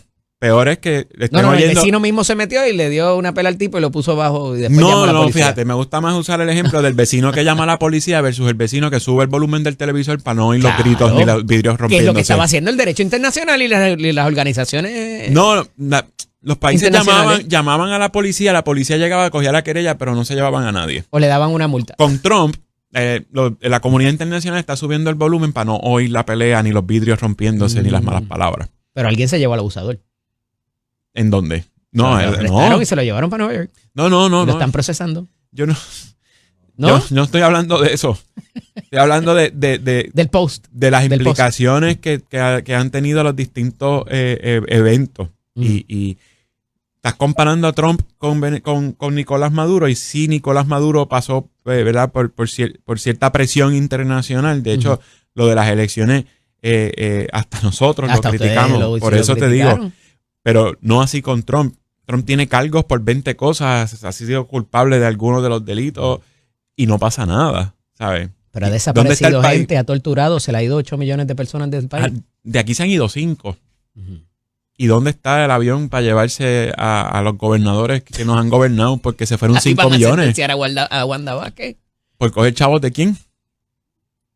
de un venezolano. Ajá, bueno. Mira, Es la única que ha cogido chavos aquí de Venezuela. Delcy Una gobernadora del Rodríguez, PNP. Delcy Rodríguez es una bella persona. Liberó 406 presos políticos y María Corina le lleva hoy la medalla del Premio Nobel de la Paz a Trump. ¿A alguien le queda duda de que a Maduro lo entregaron los mismos de él? Mira, nadie sabe lo que hay en la olla, nomás que la cuchara que la menea. Pero es No innegable. quiero decir que fue fácil porque murió gente, pero es fue con la inne- topografía de Es Venezuela. innegable. Hubo participación de gente cercana. Y la cooperación que ha habido Sí. desde el mismo 3 de enero. Sí. Desde el mismo 3 de enero se nota que hay una cooperación mutua. Del sí, ella juramenta, pero Estados Unidos la dejó juramentar. sea, ya el problema no era el Estados Unidos la régimen. dejó juramentada. Claro. Estados Unidos invade a las 3 de la mañana. Ujú, Se lleva al presidente, al líder de ese gobierno. ujú. Y ese mismo día por la tarde, Ella cuando juramentada. está viva la invasión, el Tribunal Supremo que validó las elecciones que nadie en el planeta validó, juramenta a Delcy como vicepresidenta. Ujú. Y Trump no es que lo permite. Y no tumban a Delcy, Lo no celebra. tumba a Diosdado, no se llevan a Padrino López. No se llevan al hijo de Maduro. Tampoco. Evidentemente hay cosas negociadas, pero fíjate qué importante para el discurso aquí en Puerto Rico. Entre las negociaciones, ambas partes han cedido a cuestiones ideológicas, tanto desde Y de Venezuela, derechos humanos. Porque la liberación de Así los presos mismo es. políticos. tanto desde Venezuela hacia Estados Unidos, como de Estados Unidos hacia Venezuela. Ya no es un cartel. Pues primero que descartaron la existencia del cartel, pero le han dado legitimidad al chavismo. Estados Unidos legitimó el gobierno menos a uno, Ujú. pero todo el aparato chavista sigue tal cual. El tribunal ese. El Tribunal Supremo que responde al presidente, porque no es como acá. Y el de las elecciones. Eso nada cambió. Eso no cambió. Delcy Rodríguez es la vicepresidenta de Maduro. El hijo de Maduro revalidó, rejuramentó. Allí juramentan todos los años, Sí. aunque no hayan elecciones, estando en el indictment. O sea, que también anda tranquilo, sabiendo que está en un indictment y que su papá y su mamá ya están enfrentando Ujú. las cortes en Estados Unidos. Así que hay cosas que sabremos de aquí a un tiempo, no Han sé si habido meses o otras años. informaciones de que ya Maduro está hablando de ciertos otros líderes latinoamericanos y sus actuaciones casi criminales. ¿Eso pudiera redundar en otro tipo de movimiento fuera o más allá de Venezuela? ¿Entiendes tú que se vayan en esa ola y un Ortega, Cuba, un Díaz-Canel, alguien más sufra las mismas consecuencias? Con o sin Maduro, Estados Unidos ya puso su ojo en Cuba. Ujú. Ya tuviste que cuando pusieron el ojo en Maduro, Ujú. mira si está impune. Todas las lanchitas esas que reventaron, Ujú. que mataron a un montón de gente, era porque eran del cártel de los soles. ¿Y qué pasa ahora que eso no existe? Entonces, amparado en que Estados Unidos mató a todas esas... petróleo no sancionado. No. Cianuro. Ese es otro. Ujú. Estamos hablando de las yolas que llevaban... Las que llevaban Las droga. que llevaban Ya, ya, ya. droga para Sí, sí. Estados Unidos como parte de Sí, sí, que se operativos, de beneficiaba operaciones del cartel de los soles, que ponían la foto del satélite, que Trump hacía un tweet, que Marco Rubio salía hablando que esta lancha es parte de nuestra lucha contra el cartel de los soles y el narcotráfico en Venezuela. Maduro eres el próximo. Entonces, ¿de quién eran las lanchas entonces si el cartel de los soles no existe? O sea que a lo que voy es que construyeron toda una narrativa hasta que pudieron invadir, llevarse al presidente, no cambiaron el gobierno, como dijimos. Sí. Así que cuando quieran meterse en Cuba, o se inventan o no se inventan y se meten y ya. Pero ya tú ves que Trump, y creo que lo traigo como alerta, como algo peligroso, anda por ahí por la libre, sin consecuencias. Cuando quiera meterse en Groenlandia se meterá. Bueno, cuando quiso meterse aquí se metió. Cuando esos barcos militares desembarcaron en Arroyo, nadie lo sabía. ¿Y va a haber más gente que lo condene o que lo aplauda? Bueno, ahora mismo, según la última encuesta en Estados Unidos, el 56% de los norteamericanos dice que se le fue la mano con lo de Venezuela. Allá. ¿Y la consecuencia? No sabemos. Lo sabremos en los midterms, ahora en noviembre. Pero si esa alguna. factura es para los congresistas, Sí. no para el presidente. Bueno, lo que pasa es que él es republicano. Hay que ver ¿por qué tú crees que hay republicanos que están apoyando esas medidas congresionales para decirle se te fue la mano? Ujú. Porque ellos son los que van a estar en la papeleta en 5 noviembre de de este año. 435, ellos tienen 282, si no me equivoco. 5 de El último 100. conteo. Pues esto fue en el Senado. Fue Senado. ¿Cierto? 5 de 100. Ujú, Esa es la delegación del Partido Popular completa ahora mismo. ujú. ¿Ves? Más que el PIB. Nosotros somos 2. Es lo que yo les decía. Ustedes quieren un Senado, van a tener 2. Lo que tiene el PIB aquí. Me Esta es la me estadidad. das el pie forzado para el próximo tema. Zumba. Luego de un año de gobierno, por fin tuvimos una reunión con la gobernadora. No está claro de dónde saldría el dinero de los $550 millones para cubrir la reforma. No está claro. Se le planteó a la gobernadora que en las vistas públicas iniciales en la Cámara de Representantes el equipo fiscal no vino preparado con la información completa, dijo el portavoz del PPD en el Senado, Luis Javier Hernández. Su señoría estuvo en esa reunión. Así ¿Te es. invitaron a Jajome? Fuimos a Jaume, así Ajá. es. No, ¿Te recibieron bien? Te dieron galletitas de chocolate chip, Mira, habían piscolabi, dieron almuerzo. O sea, yo creo que eso es lo menos importante. Primero, yo creo que lo más importante es el gesto de la gobernadora. No tenía por qué. Ajá. No tenía por qué. Sí que se agradece el gesto de la invitación. Okay. Lo aceptamos. Ya. Fuimos. Fue una conversación cordial. ¿Fueron los dos? Sí, fuimos los 4. Tanto Denis y Adriana por la Cámara y María de Lourdes y yo por Senado, claro que sí. Y ella presentó la reforma contributiva y entonces abrió para que hiciéramos preguntas específicas de lo que planteaba esa reforma contributiva. Se hicieron los planteamientos. Eso fue el martes. Eso fue ayer. Eso fue ayer, por la mañana. Y de hecho fue en Jajome porque está la Sanse. Claro. Era bien difícil llegar a Fortaleza. Sí. Que se lo agradecemos más todavía que el gesto. Además que es mucho más lindo Jajome. Que ¿verdad? Salir de San Juan siempre es saludable para la hace psiqui. Tiempo que no se hacía, porque usualmente tú llamabas a tus tropas. Lo que pasa es que como parece que no está tan chévere la cosa, pues la gobernadora estratégicamente llama a las minorías también para reunirse. Bueno, es que la política ha cambiado mucho. Está un poco como en Estados Unidos. Cada cual está jalando para su lado porque es incierto lo que pudiera ocurrir. Uh-huh. Creo que la gobernadora necesita, y se dio cuenta un año después, uh-huh, que no es suficiente con hablarle a los PNP. Trump llegó al poder con el aval de la mayoría del pueblo de los Estados Unidos. Él sí barrió. La gobernadora llegó al poder porque fue la más votos que sacó, pero no con el favor de la mayoría de los puertorriqueños. O sea, que cuando uno entra a la gobernación... ¿What? Explícame eso de nuevo. Cuando tú ganas con 41, es una mayoría plural. Okay. Es verdad lo que ellos decían de los populares en la Cámara y en el Senado el cuatrenio pasado. Ya entendí. Ella tiene una mayoría plural porque de los candidatos es la más votos que obtiene. Pero no es porque la mayoría de los puertorriqueños la puso ahí. No, son dos cosas bien diferentes. ¿Ella ganó con qué? ¿Con un 34? 41. O sea, que tú tienes... Pero los gobernadores previos habían ganado con 32, 33. Por eso a Pierluisi le pasó lo mismo, pero Pierluisi hasta cierto punto era más conciliador. Bueno, era tan conciliador que había más peleas entre Tatito y José Luis, siendo los dos populares, uno por Cámara y Senado, que entre Pierluisi y José Luis, o entre Pierluisi y Tatito. O sea, de verdad, o sea... Uno, por más que uno sea de un partido, uno no se quita tampoco lo de las ciencias políticas y a veces uno analiza las cosas. ¿Pero hacía cuánto que no invitaban el Pipa a la casa del gobernador o de la gobernadora? Desde Pierluisi. ¿Sí? ¿Les habían invitado? Sí, no a esto mismo, pero precisamente cuando convirtió en ley un proyecto de nosotros que venía presentándose desde la administración de Ricardo Rosselló, cuando la convirtió en ley, invitó tanto a María de Lourdes como a Denis a que estuvieran cuando se firmó el proyecto. Y anterior a Pierluisi, Ricardo Rosselló, en el 2017, para esta época también, para enero o febrero, se reunió con los portavoces y ahí estuvieron Juan y Denis. Y Alejandro lo había hecho también.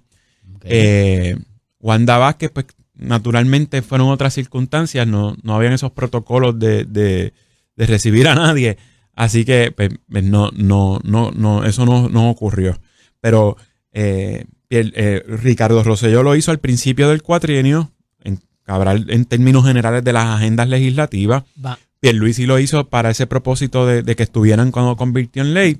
Y ahora... Vamos a los sustantivos, me quedan 2 minutitos ya para culminar, el tiempo corre rápido. En los sustantivos de lo que es el proyecto de reforma contributiva y si va a ser viable pagar por eso que se quiere recortar. Mira, por mi parte, yo le planteé a la gobernadora una duda muy puntual, porque si se está planteando ponerle IBU a cosas que antes no tenían IBU, como por ejemplo las placas solares, porque hay que buscar una fuente de repago, ¿cómo es posible que forme entonces parte del mismo paquete de medidas de la reforma contributiva extender los beneficios de la Ley 22 hasta el 2056? O sea, si eso nos cuesta 600 millones y expira en el 2035, mira, pues ponle el 4% a esos también. No solamente a los que vengan en el futuro prospectivamente. Ya, si ellos alegan tener un derecho adquirido, ese derecho adquirido tiene fecha de expiración, que es el 2036. Pero este proyecto, además de, ¿verdad?, de lo que hace, extiende esa contribución de cero a esta gente que la viene cogiendo desde el 2013 hasta el 2056. Compromiso cumplido. Pero gracias. Eso no estaba en la plataforma de gobierno de nadie, extender la ley 22 por 40 años más. Así que esa fue mi duda muy puntual. Gracias. Vamos a ver si lo consideran. Hablamos la semana que viene. Dale. Un abrazo. Esto es Nación Z con el licenciado David López. Todos los viernes con nosotros el presidente de la Comisión de Gobierno y de la Comisión de lo Jurídico también del Senado, licenciado Ángel Toledo López. Buenos días, bienvenido, senador. Eddie, buenos días al público que nos está viendo en la mañana de hoy. Está semiputongo por dentro casi. Por dentro, tiene pero la es que franja por ahí es puesta. que donde se lleva, ¿no? En el pecho Mire, y en el cuello. Conseguimos, vino Adrián, se acaba de ir y vino Putongo también. Oye, que tenía la paso a mayor paso uno los va resistencia. transformando, ¿Viste? paso a paso. Ese intercambio que les consigo. Senador, toda esta discusión de los proyectos, ya comenzó la tercera sesión ordinaria y parece haber ahí una situación con ese proyecto 923 que salió Pichi y dijo, ese lenguaje es ambiguo y se pudiera prestar a unas situaciones peligrosas y nosotros lo vamos a cambiar. Vio ese lenguaje, tuvo oportunidad de votar por él. Sí. Una cosa es que maten a una mujer gestante en un asalto, en algún acto violento, y otra, que si la mujer tiene que terminar su embarazo y por razones de salud inclusive, médica, le tiren el libro a ella, al médico, a la enfermera y hasta el conserje que limpia la sala también lo acusan de asesinato. Así Sí, es. mira, Eso Eddie. es lo que dice ese lenguaje. Mira, ¿Qué Eddie, dice? El proyecto del Senado 923 es un proyecto de administración, lo envía Fortaleza para el Senado. Ujú. Cuando yo lo recibí, lo leí con detenimiento, No pasó por comisión porque se descargó, ¿verdad? se descargó, pero Hubo primera obviamente lectura, ya... tiene que haber habido alguna Sí, asignación. claro que sí. Lo que pasa es que uno lo lee con detenimiento, pero como uno ha estudiado la legislación anterior y conscientemente sabe qué se trabajó, cuando nosotros trabajamos el proyecto del Senado 3, que se convirtió en la ley 166, este es el proyecto del Senado del presidente de Tomás Rivera Schatz, un proyecto del Senado bien escrito, bien pensado. Ese es el del concebido Keishla. en Asunto. No. Keishla Madlene. Exactamente. Ok, ajá. Ese proyecto de ley, cuando se redactó, lo discutimos en el Pleno y realmente fue analizado en el Pleno. Ujú. Ese proyecto, al convertirse en ley, enmienda el artículo 93 del Código Penal y eleva el rango de asesinato de primer grado. Un tipo de felony murder, un tipo de asesinato Básicamente, estatutario. un asesinato de primer grado, el terminar la vida de una mujer embarazada. Pero añade un inciso adicional Ujú. y establece que matar al concebido no nacido en ese proceso se considerará como asesinato en primer grado. Ujú. ¿Ok? ¿Por qué esto es importante? Bueno, porque si se da, digamos, un ataque violento contra una mujer embarazada, Ahí está. muere Ahí el está. feto, Ajá. pero no la madre, ese proyecto de ley que hoy día es la ley 166 permite presentar cargos contra la Cuando persona existe un acusada. acto violento o ilegal. Cuando Entiéndase, existe un acto asalto, violento, un exactamente. secuestro o cualquier otra cosa. O una agresión contra una mujer embarazada y muere el feto. Puedes presentar, lo dice el artículo, puedes presentar. Eso incluye la terminación, las clínicas de terminación de embarazo. Nuevamente, escúchame bien. Ujú. El artículo lo que dice es que cuando se termina por violencia o por cualquiera otro de los medios, envenenamiento, drogas, sustancias, la vida de un La feto en acabas de cualquier decir bien, etapa, acto violento. un acto violento, pues se eleva el rango del asesinato a un asesinato en primer grado. Eso hay que mirarlo y luego compararlo con lo que dice el artículo 98 del Código Penal, que es el que regula el aborto, e incluso se llama aborto, ese es el título del artículo, y establece que el aborto, en Puerto Rico será ilegal a menos que se practique, como tú muy bien dijiste, por razones de salud que protejan la vida de la madre. Y aún ¿no? así no se ha procesado a nadie por ese, igual que el delito No. decía el otro día, no me acuerdo quién, uno de los colaboradores del los cuernos, Adulterio. el adulterio. Ok. Ahora, ¿qué es lo que pasa? Que Te cuando diste yo más hice... rápido que- Claro. Digo, no porque... Déjalo ahí.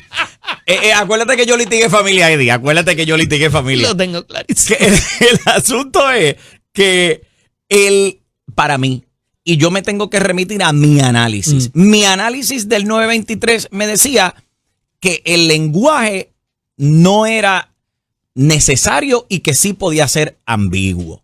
Yo entendía que el proyecto del Senado 166 que presentó el presidente, o sea, el proyecto del Senado 3, perdón, que se convirtió en la ley 166, lo presentó el presidente del Senado, lo defendía a capa y espada, voté a favor de él, ya atiende lo que el 923. Los dos. Para los mí dos sí. escenarios que Para le mí di sí. ya están atendidos. Para mí sí. Para mí sí. Y por esa razón, yo no le voté en contra del proyecto 923. Yo me abstuve porque entendía, mira, quizás es una confusión de mi parte, quizás yo no estoy entendiendo lo que ellos quieren presentar.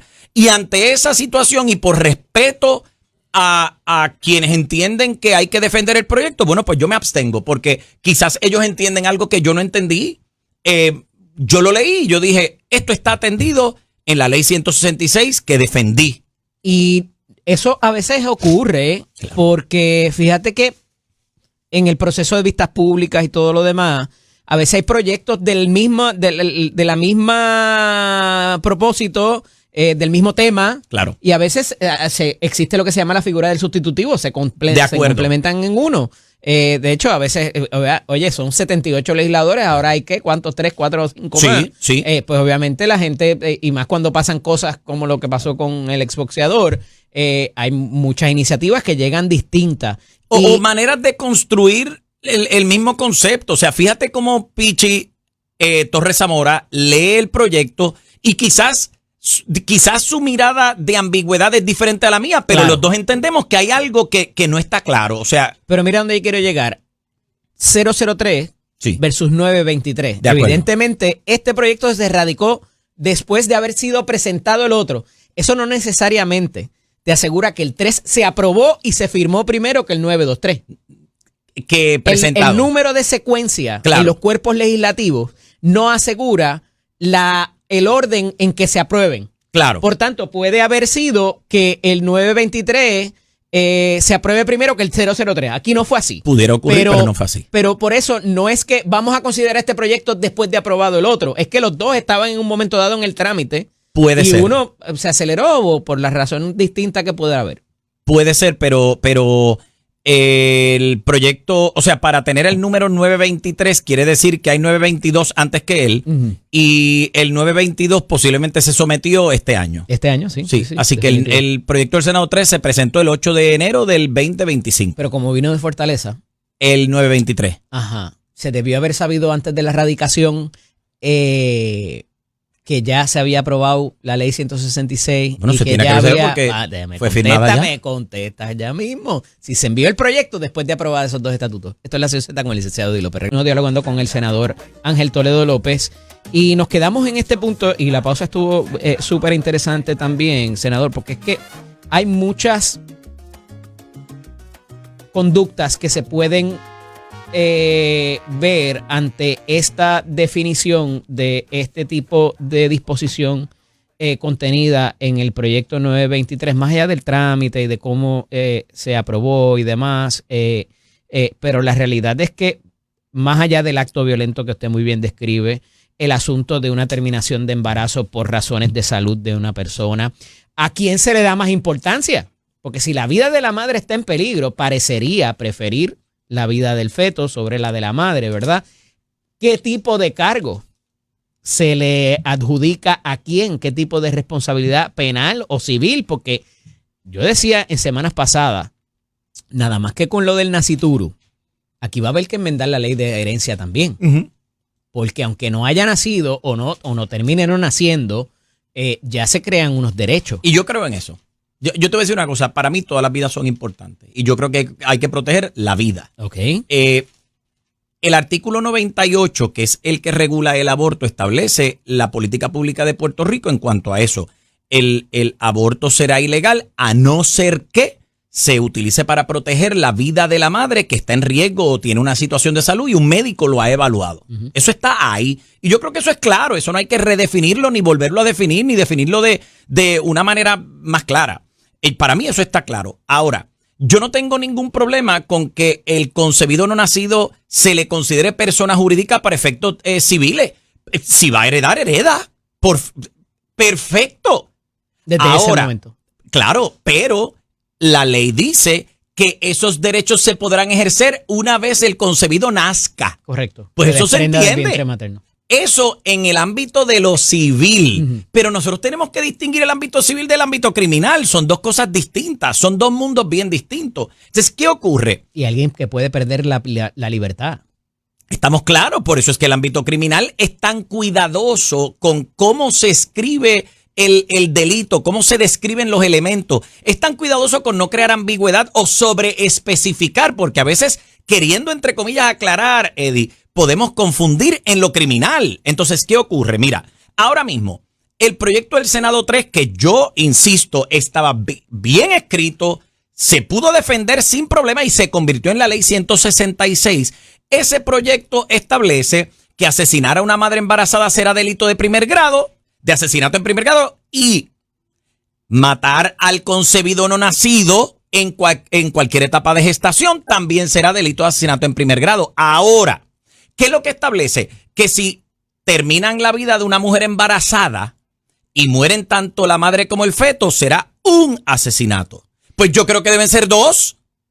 Yo creo que deben ser dos. Menos en las expresiones de Pichi dice, el portavoz de la mayoría insiste en que la ambigüedad podría generar interpretaciones indebidas y dificultar los procesos judiciales. Pues de acuerdo. Al abordar el propósito del proyecto, Torres Zamora indicó que no objetó la intención de penalizar con mayor severidad el asesinato de una mujer embarazada. Explicó que de corregirse el lenguaje, la medida debía cumplir con el objetivo de que las personas responsables responderían penalmente. Claro. Pero si ya le vas a poner asesinato en primer grado, ¿cómo lo vas a hacer más severo? Pues lo que te estoy diciendo, no, tú le radicas un asesinato por primer grado por la muerte de la madre y otro asesinato, otro cargo de asesinato en primer grado por la muerte del concebido no nacido. ¿Estado de Derecho con la ley de Keil Schlamatlene? No, la ley lo que establece y ya enmienda el Código Penal dice que el asesinato de una madre que estaba embarazada constituirá un cargo de asesinato en primer grado. Yo lo que estoy diciendo es, tú quieres, y creo en esto, tú quieres cambiar esto, aclarar más. El 923 tampoco contiene eso. No, para nada. Para nada. ¿Perdón? Todavía. Bueno, por lo menos el que se aprobó en el Senado. La Cámara va para... Y nuevamente, me gusta que tengamos la oportunidad de discutir esto porque yo, nuevamente, yo soy muy respetuoso de la ley y respeto el trabajo que hago como abogado. Yo he sido abogado de defensa. Y realmente respeto también el ser abogado defensor. Cuando uno lee el Código Penal, yo quiero que el Código Penal sea lo más claro posible porque se trata de los derechos de la persona que yo estoy representando. ¿Hubiese sido mejor celebrar vistas públicas y tener mayor consideración en ese proyecto y no descargarlo? Yo creo que es un proyecto... Mira, la realidad es que el proyecto del Senado 166... perdóname, la ley 166 del proyecto del Senado 3 se discutió, a mi juicio, tan ampliamente. Que no hacía falta aquí. Para mí no. O sea, se podía discutir, pero mi postura es, yo creo que el proyecto no dice lo que ustedes están diciendo y me parece que ya la ley 166 estaba bien redactada, bien defendida y atendía lo que este proyecto venía a atender. Quizás, vuelvo y te digo, yo me abstuve porque quizás yo no estoy entendiendo bien lo que están proponiendo y ante eso, por respeto a no votar de una forma desinformada, dije, bueno, pues yo me tengo que abstener porque me parece que es la forma de respetar al pueblo de Puerto Rico. Lo que me estuvo muy particular y lo he compartido inclusive con el presidente del Senado es que se le ha dado más voz a la oposición a este proyecto de diferentes sectores y personas, ¿verdad?, que se oponen a los que lo favorecen. Y de cierto tiempo para acá estamos viendo ese sector conservador, que algunos llaman fundamentalista, defendiendo lo que creen. Antes no se veía eso, antes tú veías solamente los derechos humanos y los derechos de la mujer y todo lo demás, ¿verdad? Y oye, pues, el derecho tienen también de expresar su parecer. Pero me parece, y voy quizás a la propia elección de senadores y representantes que favorecen este tipo de postura, de corte conservador, de rezar por la mañana, de llevar otros procesos y de proteger la fe. ¿verdad? Claro. Particularmente, y estamos viendo más eso porque ese sector se está haciendo más vocal. ¿Coincide? Mira, yo soy cristiano y yo soy abogado. Y un sombrero no choca con el otro. Podemos hacer las cosas sin problema alguno. Ahora, desde el punto de vista político, el Partido Nuevo Progresista hizo una campaña por la defensa de los valores, la defensa de la familia, la defensa de la vida. Esa fue la campaña que hizo. Y eso fue por lo que el pueblo de Puerto Rico votó. Nosotros lo vamos a defender y lo tenemos que defender. ¿Por qué razón? Porque el pueblo de Puerto Rico escogió esa plataforma. Ese fue el plan de gobierno. Y como el plan de gobierno estaba escrito y se proyectó, incluso se celebraron vistas públicas, la gente vino a promover y a proponer lo que necesitaban o lo que entendían imperativo. Eso es lo que nosotros estamos defendiendo y vamos a defender, sin duda alguna. Por eso la senadora de Aguadilla habla en lengua en el hemiciclo. Esa es práctica religiosa. Tengo que pausar cuando regresemos, tenemos unos minutitos y quiero hablar de la situación de Washington porque pudiera avecinarse otro cierre de gobierno a final de este mes. Está complicado, se están barajeando las cosas y hay algunas cosas que nos convienen en Puerto Rico. Así que hablamos de eso cuando regresemos y bendito, Pablo sigue perdido y Gabriela Bofelli es la que nos informa. Regresamos en breve, esto es Nación Z con el licenciado Eddie López. Continúa aquí con el senador Toledo López.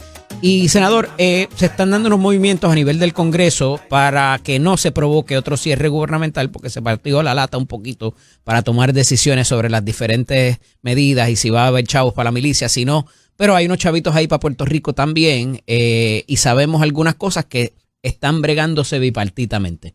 Sí, la realidad es que sí, el último acuerdo lo que hizo fue extender la apertura del gobierno hasta finales de enero, así que estamos esperando a que el Congreso tome decisiones sabias para aprobar un presupuesto que sea satisfactorio. Sabemos que la gente se está desvinculando mucho de unas políticas extremistas. Cuando digo la gente me refiero a los congresistas. Pero pues para Puerto Rico tenemos que decir que Gabriela Bofelli desde Prafa pues ha anunciado una serie de cosas que son buenísimas e importantes para Puerto Rico. En relación con el comisionado residente, te tengo que decir que tú vas al Congreso, preguntas y tocas las puertas y los congresistas te dicen Pablo ¿who? Así que eso es todo lo que te puedo decir al respecto. ¿Conocen a Gabriela Bofelli? Ella sí la conoce. Y a Pablo Hu nadie lo conoce. Va a haber chavos para renovar la Corte Federal y muchas otras medidas. Oye, no todo esto, no estamos diciendo que es por la acción de la directora de Prafa, pero nos enteramos por ella y es dinero, bastante dinero para propósitos de diferentes cosas, inclusive propósitos de salud. Y evidentemente esto, más allá de si se negoció o si él estuvo en la... Es que es imposible que lo haya negociado si él nunca está allí. Vuelvo y te digo, Pablo Hu, ellos mismos te lo dicen, los congresistas. Los congresistas que son los que votan y los con quienes hay que llegar a acuerdos no saben quién es él. Pablo Hu. ¿Regresa para Madrid la semana que viene, al Fitur? No, voy a estar aquí trabajando. Eso está interesante. Van a apostar ahora para el turismo europeo. Y me parece medio pesetero a veces, hay que ver. Pero me parece buena la gestión que se está haciendo. La gobernadora está allá y creo que pone a Puerto Rico en un mapa importante también. Sí, ciertamente esos esfuerzos son importantes y más con lo que está pasando acá. ¿Vas para la Sanse? Voy mañana. Obligatoriamente. Voy mañana obligatoriamente. Mi hermana está en Puerto Rico solo porque quiere ir a la Sanse, así que la voy a llevar. Pero con unas restricciones específicas. Ajá. Sí, porque imagínate. ¿Cómo es? Tiempo, lugar y manera. Tiempo, lugar y manera. Gracias, senador, por estar con nosotros. Hablamos la semana que viene. Cuando regresemos, debemos establecer contacto con el secretario del DACO. Estará acá con nosotros para hablar de algunos asuntos. Aquí también en Nación Z. Recuerda que seguimos acá en radio hasta las 8 de la mañana. De Nación Z con el licenciado Eddie López. Siempre con nosotros acá el secretario de Asuntos del Consumidor, del Departamento de Asuntos al Consumidor, ya confirmado. Felicidades, don Irán Torres y Montalvo. Saludos, licenciado. Buenos días para ti, Eddie. Buenos días para los amigos Radio Escucha y los amigos televidentes. Felicidades en el año nuevo, porque no nos veíamos hace un año, ¿verdad? Ya ha pasado un tiempito. Por aquí estamos de regreso ahora en una nueva faceta como secretario del Departamento de Asuntos del Consumidor, trabajando mucho. Todavía estoy medio cansado porque anoche estuvimos hasta tarde en la calle, en los estacionamientos, ¿verdad? Una ronda de visitas. 25 pesitos es lo más que te pueden cobrar. Eso es correcto, bajo la orden que yo emití, ¿verdad? Porque habían estacionamientos buscando subir la tarifa a 45, 50 dólares y hasta más. Y como pues DACO tiene esa facultad por ley de regular el precio de los estacionamientos, trabajamos con nuestra división de estudios económicos y fijamos un precio, ¿verdad? Balance buscando defender los derechos del consumidor, y así lo hicimos. Y entonces en esas visitas pues detectamos de todo un poquito, pero lo más importante para mí es que estuviesen respetando los precios, la tarifa máxima que fijó el DACO, o sea que pueden cobrar hasta 25, nadie por encima, pero pueden cobrar por debajo. Anoche vimos estacionamientos a 20, a 10, así que había todo un poco. Mucha gente se cuestiona y se ha cuestionado, particularmente muchos de los foros de estos de podcast que yo participo, por la libertad económica y por toda esta filosofía adicional de gobierno pequeño, menos intervencionista, con la que yo estoy de acuerdo en muchas instancias, y lo hemos hablado anteriormente. DACO regula el precio de la leche, DACO regula el margen de ganancia de la gasolina, DACO regula el café, DACO regula los condominios, DACO regula las placas solares y ahora los estacionamientos también. ¿Por qué? ¿Por qué el gobierno a través de una agencia debe intervenir en el contrato entre dos personas privadas? Pues mira, para encontrar los orígenes de todo esto tenemos que irnos a la Ley 5 de 1973, que es la ley orgánica de DACO, ¿verdad? La podemos leer completa, es larga, pero la manera de resumen tiene una terminología bien específica sobre las prácticas abusivas, el monopolio, ¿verdad? Diferentes colusiones que se pueden dar en el sector comercial para afectar el comercio y el gobierno, ¿verdad? En Puerto Rico. ¿Y por qué esto es importante? Porque Puerto Rico es una isla, ¿verdad? Es un 100 por 35, que si comparamos eso, ¿verdad?, con los Estados Unidos, los 50 estados continentales, pues allá cuando tú hablas de libre mercado, si en el estado de la Florida tú no consigues algo el precio que a ti te gusta, pues te vas a Georgia, te vas a North Carolina, South Carolina, el mercado es mucho más grande. En el caso de Puerto Rico, y quiero moverme ahora directamente al tema de los estacionamientos, Puerto Rico es una isla pequeñita, no vamos a crecer, los espacios son limitados. Si tú te vas a Torrey, Viejo San Juan, Río Piedras, ya allí no cabe un edificio más, no hay áreas más de estacionamiento. Si nosotros no regulamos los precios de los estacionamientos, ¿verdad? No hubiésemos esos controles de tarifa, Puerto Rico terminaría fácilmente como está Washington DC, está Nueva York, Los Ángeles, que felizmente te cobran 25 y $50, no por las 24 horas como la orden de nosotros, por media hora. Vete a Nueva York y Washington DC, que yo sé que tú has viajado. Felizmente, si tú quieres estacionar tu vehículo en la capital federal, tienes que pagar $50 la hora, porque eso lo he visto yo. Entonces, pues, obviamente eso saca de control lo que sería los precios de también de que la gente utilice los medios de transportación. Podemos verlo quizás de esa manera, pero en el caso de Puerto Rico se volvería imposible uno poder estacionar su vehículo. Carro, y si puedo lo meto dentro de la tienda. Correcto, todo el mundo tiene carro, es algo que pues quizás que podemos discutir en otro día, que uno quisiera moverse a transporte colectivo, pero la realidad es que aquí todo el mundo tiene carro, si no regulamos los precios, pues se irían por las nubes. Obviamente hay que entender, y eso yo lo entiendo bien claro, los que están operando estacionamientos, eso es un negocio, ¿verdad? Hay un costo de ponerle brea, pintar las líneas, tener alumbrado, tener cámaras de seguridad, ¿sí? Póliza de seguro, empleados, ¿verdad? Todo esto tiene un costo.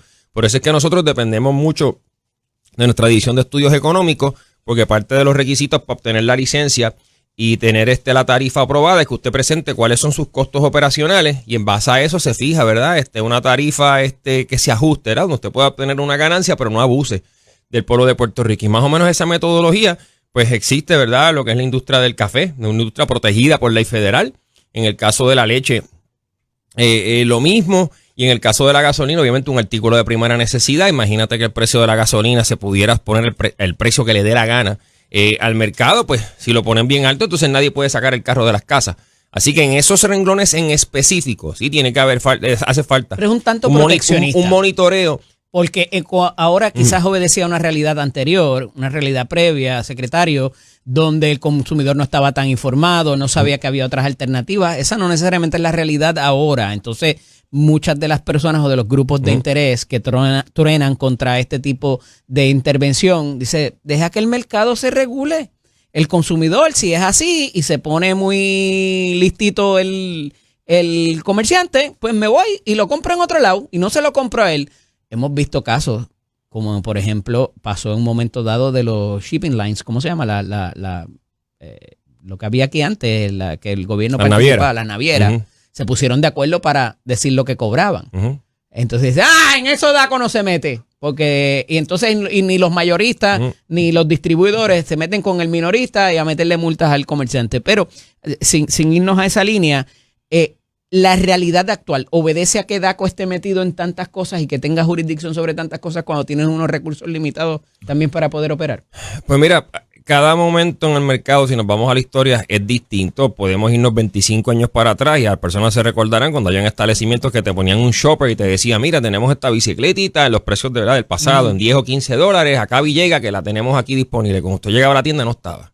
Eso ocurrió, eso es 25 años atrás. Es un anuncio engañoso. Eso, un anuncio engañoso, ¿verdad? Una práctica ilegal. Ajá. Eso no ocurre al día de hoy. Ahora, obviamente, los comercios están mucho más cumplimiento, es lo que nosotros encontramos cuando salimos a la calle. Obviamente, hay cosas que la gente nos trae que nosotros no controlamos. Esto va a sonar gracioso, pero me pasó anoche. Me seguían entrando mensajes a través del DM de la página de DACO que qué íbamos a hacer con los bacalaitos que estaban a 8 y 10 dólares. Suena gracioso.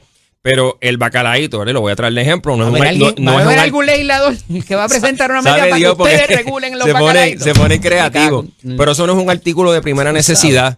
No existe una ley federal proteccionista que protege el bacalaíto como pasa con el café. Hay que ver todo en su contexto. En el caso de la gasolina, Eddie, la gasolina funciona, el libre mercado. O sea, DACO la monitorea. Pero si viene un huracán, un aviso de tormenta, una pandemia, que los precios de momento sabemos que los pueden disparar y la gente va a comprar como quiera porque hay necesidad, un huracán. Hemos tenido esta conversación usted y yo sin derrotar confianza. Ajá. Ahí el problema muchas veces es el mayorista, que es el que se pone listo. Correcto. No el detallista. Pero, por ejemplo, en el pasado... Y ustedes no tienen jurisdicción sobre el mayorista. Viene el aviso del huracán, digamos. Aviso de huracán, automáticamente viene un detallista, porque es que los hemos detectado, y infla el precio. Dice, pues yo voy a subirle a 20 centavos el margen de ganancia. Estoy exagerando un poco. Sí. Al litro de gasolina. Pues se está aprovechando de que hay una emergencia, de que la gente va a salir a la calle a comprar gasolina para los generadores, para el carro. Y demás, pues el DACO tiene que estar pendiente. Ahí se emiten órdenes de congelación y se mueven las fichas de parte del gobierno para proteger al pueblo de Puerto Rico. Pero claro, DACO tiene mucho poder y no voy a hablar ni de la ley insular de suministro que nos deja ir hasta incautar la gasolina, comida, supermercado en caso de emergencia. Eso hace rato que no pasa, ¿verdad? No pasa porque no hemos tenido la necesidad, pero son poderes que tiene la agencia, pero los poderes son para usarlos de manera responsable. Claro. ¿Sabes? Uno no puede estar de manera irresponsable. Yo creo que muy poca gente tiene problema con las cosas que ocurren after the fact. Después de una transacción comercial, si el comerciante se pone listo va a hacer alguna diablura o el producto sale malo, que pasa también, pues ahí todo el mundo está de acuerdo con eso. El problema es antes de comprar o antes de que te impongan ciertos cargos. Y pues porque el consumidor está informado y debería alguno de esos cargos, y me refiero ahora un poco más detalladamente al promoter fee, ¿verdad? Y a tantos otros fees, poder tener la opción de decir yo no quiero pagar por eso. Que cuando estén dentro del precio, que es otro issue también, y lo trajo usted en la vista pública, si está dentro del precio yo no lo veo y sabe Dios si estoy pagando más de lo que doble o triple, está ahí puesto en esa línea. Pero tanto usted como yo tuvimos un mentor. Se llama el licenciado Oreste Ramos. Claro que sí. Y Oreste decía y tenía una línea en términos de esto de los estacionamientos, y yo estoy seguro que lo compartí contigo en algún momento, de que él decía que esto que te ponen y te colocan en el boleto, que no somos responsables por artículos dejados en el vehículo, eso algún día iba a ser objeto de un caso en el tribunal y que el operador del estacionamiento sí es responsable por lo que se deje en el vehículo, porque para eso es el contrato que se hace, ¿verdad? En términos de ese tipo de cosas. Ese análisis es bien interesante porque aunque por un lado te dicen no somos responsables por daños, por vehículos, por artículos dejados en el vehículo, estoy pagando los 2-3 pesos es requisito, ¿verdad? Como parte de la solicitud de licencia ante el DACO que tengan una póliza de seguro que cubra los daños. Claro. O sea que hay que entender que ese tipo de advertencias se le hacen al consumidor para que entonces no, pero a ver si que está de shopping, ¿verdad? Shopping navideño. No quiero cargar los paquetes, pues voy y los dejo en el carro. No quiero cargar la cartera porque me cansé, voy y la dejo en el carro y sigo haciendo shopping. Pues obviamente estás poniendo ahí tus cosas en una vitrina para que venga un malhechor o alguien que se quiera poner creativo y te rompe el cristal para robarte las cosas. Así que yo creo más que otra cosa, eso es como una advertencia para que entonces el consumidor no tome confianza. No lo hay, Eddie. Pero tú me dejas un lote de esto, por ejemplo, nosotros no exigimos que tengas 5 empleados porque el lote sea grande. ¿Verdad? Están poniendo unos costos adicionales a la operación porque esos empleados hay que pagarles por hora. El empleado del estacionamiento. No es lo mismo que dejaste el carro abierto y te llevaron algo a que te rompieron el cristal. No necesariamente quizás está armado o está dando rondas, le toca atender la caseta, todas esas cosas hay que tomarlas en consideración, pero sí, es un punto sumamente válido. Lo más importante es si usted le roban sus cosas o le dan un cantazo al carro, se lo guayan. No mueve el vehículo, no afecte la escena. Eso te lo digo como abogado. Deje el carro ahí, saque fotos, saque video. haga su reclamación. Ellos tienen que, por deber, ¿verdad? Es una cosa que le exige DACO, tener una hojita de incidente como para recoger la información y que te la firmen y todo lo otro. Complete todo ese proceso para que en su momento pueda hacerle la reclamación al seguro del estacionamiento. Claro. Tenemos otro pan común que se forma esta pelea en un estacionamiento y los tipos se dan golpes. Y el carro de él está peleando encima del carro de él, le rompen el cristal, la parrilla del carro. Esto no hay manera de preverlo, número uno. Se ve en el video porque en ese estacionamiento tenían cámara. Y entonces, ¿quién responde? Porque no es justo tampoco que el operador del parking, cuando son dos otros anormales que están peleando, forman esa garata y le rompen el carro a él. Pues mira, ¿sabes qué? Terminó pagándole y respondiéndole el seguro. Sí. Porque debe haber habido seguridad y debe haber ese incidente. Nunca siempre hay una póliza de seguro de alguna manera u otra que tiene que cargar con esa responsabilidad. A mí me acuerdo de un casito bien interesante. Eso lo vi como abogado empezando, rookie, hace como 16 años atrás. Wow, llevo mucho tiempo de abogado. Tengo una amistad mía que estaba de shopping navideño en un centro comercial aquí cerquita, no voy a decir el nombre. Se baja de su vehículo, sale caminando y entonces de momento siente que algo le hinca en el pie. Entonces cuando mira, ve el revolú de sangre y ¿qué era? Alguien había botado una sombrilla. O sea, cuando tú pones la sombrilla y la arrancas como la tela, y queda este palo de metal con todos esos otros palitos como unas pullas, pues estaba tirado como entre medio de los vehículos. Ella no lo ve y cuando pisa se entierra una de esas varillitas de la sombrilla en un dedo del pie. Y empieza a sangrar, ¿verdad? Andaba con su esposo, el esposo viene, la limpia, además, la trata de ayudar, aparece un guardia de seguridad del estacionamiento, del centro comercial, un guardia de seguridad. Alguien dejó tirado eso. Alguien dejó la sombrilla. Entonces llega el guardia de seguridad, los orienta allí y le dice, pues mira, nosotros no podemos hacer nada, porque eso lo dejó alguien aquí tirado, y el centro comercial responde hasta aquí, hasta la acera, no responde por el estacionamiento. Pues ellos me llaman, ¿verdad? Estando allí me llaman y me indican lo que estaba pasando, me dicen, mira, nos vamos para acá, vamos para el hospital. Pues yo creo que hay que cogerle puntos a mi esposa, y el guardia nos dijo esto. Y le dije, como abogado que era, o que soy, no, para nada. Tú vira para atrás, olvídate de lo que te diga el guardia, asegúrate que te haga una hojita de incidente para tener constancia de que esos hechos ocurrieron, saca fotos y todo lo demás, y olvídate, no pelees con él, haz el reporte y se acabó. Regresan al centro comercial. Dime, por favor, que le dijiste que fuera al hospital guardia. No, buscaron al guardia, hicieron el reporte. De ahí se mueven no recuerdo si fue antes o después, por el punto que fueron al centro comercial, hicieron el reporte y se fueron al hospital. Cuento largo corto, presentamos la reclamación y terminaron pagándole. Porque a veces el seguro del centro comercial. Sí. Porque a veces, lamentablemente, y no digo por menospreciar el trabajo de los guardias, pues, ¿verdad? Los guardias de seguridad no son abogados, no se conocen la ley, no conocen cómo funcionan las aseguradoras, y yo sé que el guardia no lo hizo con mala intención, ¿verdad? Quizás para alguien que no es abogado sonaría lógico, no, pues nosotros respondemos hasta la acera, no respondemos por el estacionamiento, no es mi responsabilidad recoger la sombrilla rota, cuando la realidad es que sí, ¿verdad? Hay un deber de prever. Eso es lo que se llama la doctrina del invitee, de la persona que tú invitas a consumir tu producto en tu recinto, y tú tienes un deber como comerciante de garantizarle la seguridad, de garantizarle la limpieza, todo ese tipo de cosas, de que no se envenene por un producto que te vaya y te acordarás de la doctrina del caso de Elba versus UPR. Y a mí nunca se me olvida, en esos casos uno nunca se olvida de la escuela de derecho, que es esa doctrina de proveerle seguridad al invitado cuando son centros comerciales y hasta los pequeños, universidades, escuelas, hospitales, lugares que reciben mucho público, tienen que tomar medidas adicionales. No basta con decir, hasta el estacionamiento. No basta con decir tengo un guardia en la entrada, no, tú eres responsable de todo, ¿verdad? Todo el área, el estacionamiento, áreas aledañas, alumbrado. Una violación a la muchacha, ¿verdad? Correcto. Y luego hay otros casos adicionales que llevan la doctrina a los centros comerciales chiquitos, no necesariamente tiene que ser grande, y todo esto es en protección a ese consumidor, ese visitante, ese paciente, ese estudiante. Y para esos propósitos, ¿DACO tiene jurisdicción primaria? ¿O tendría que hacerse mediante una presentación de un civil? En caso de una reclamación por daño, un incidente como el que te acabo de mencionar, no, DACO no tiene jurisdicción, eso va directo a los tribunales. Ni daño al vehículo ni nada de eso. No habría daños al vehículo, va a depender, claro, DACO tiene juuridición sobre casos de vehículos de motor, pero es la transacción de compraventa. No, esa parte. Por eso, si hay daño, esa le damos aparte. Pero si hay daños al vehículo en el estacionamiento, cosas de esta naturaleza, pues sería más bien un asunto de llevarlo a través de los tribunales. Todo va a depender, porque normalmente, y lo que somos abogados sabemos, esto se resuelve con una cartita de claim letter a la aseguradora.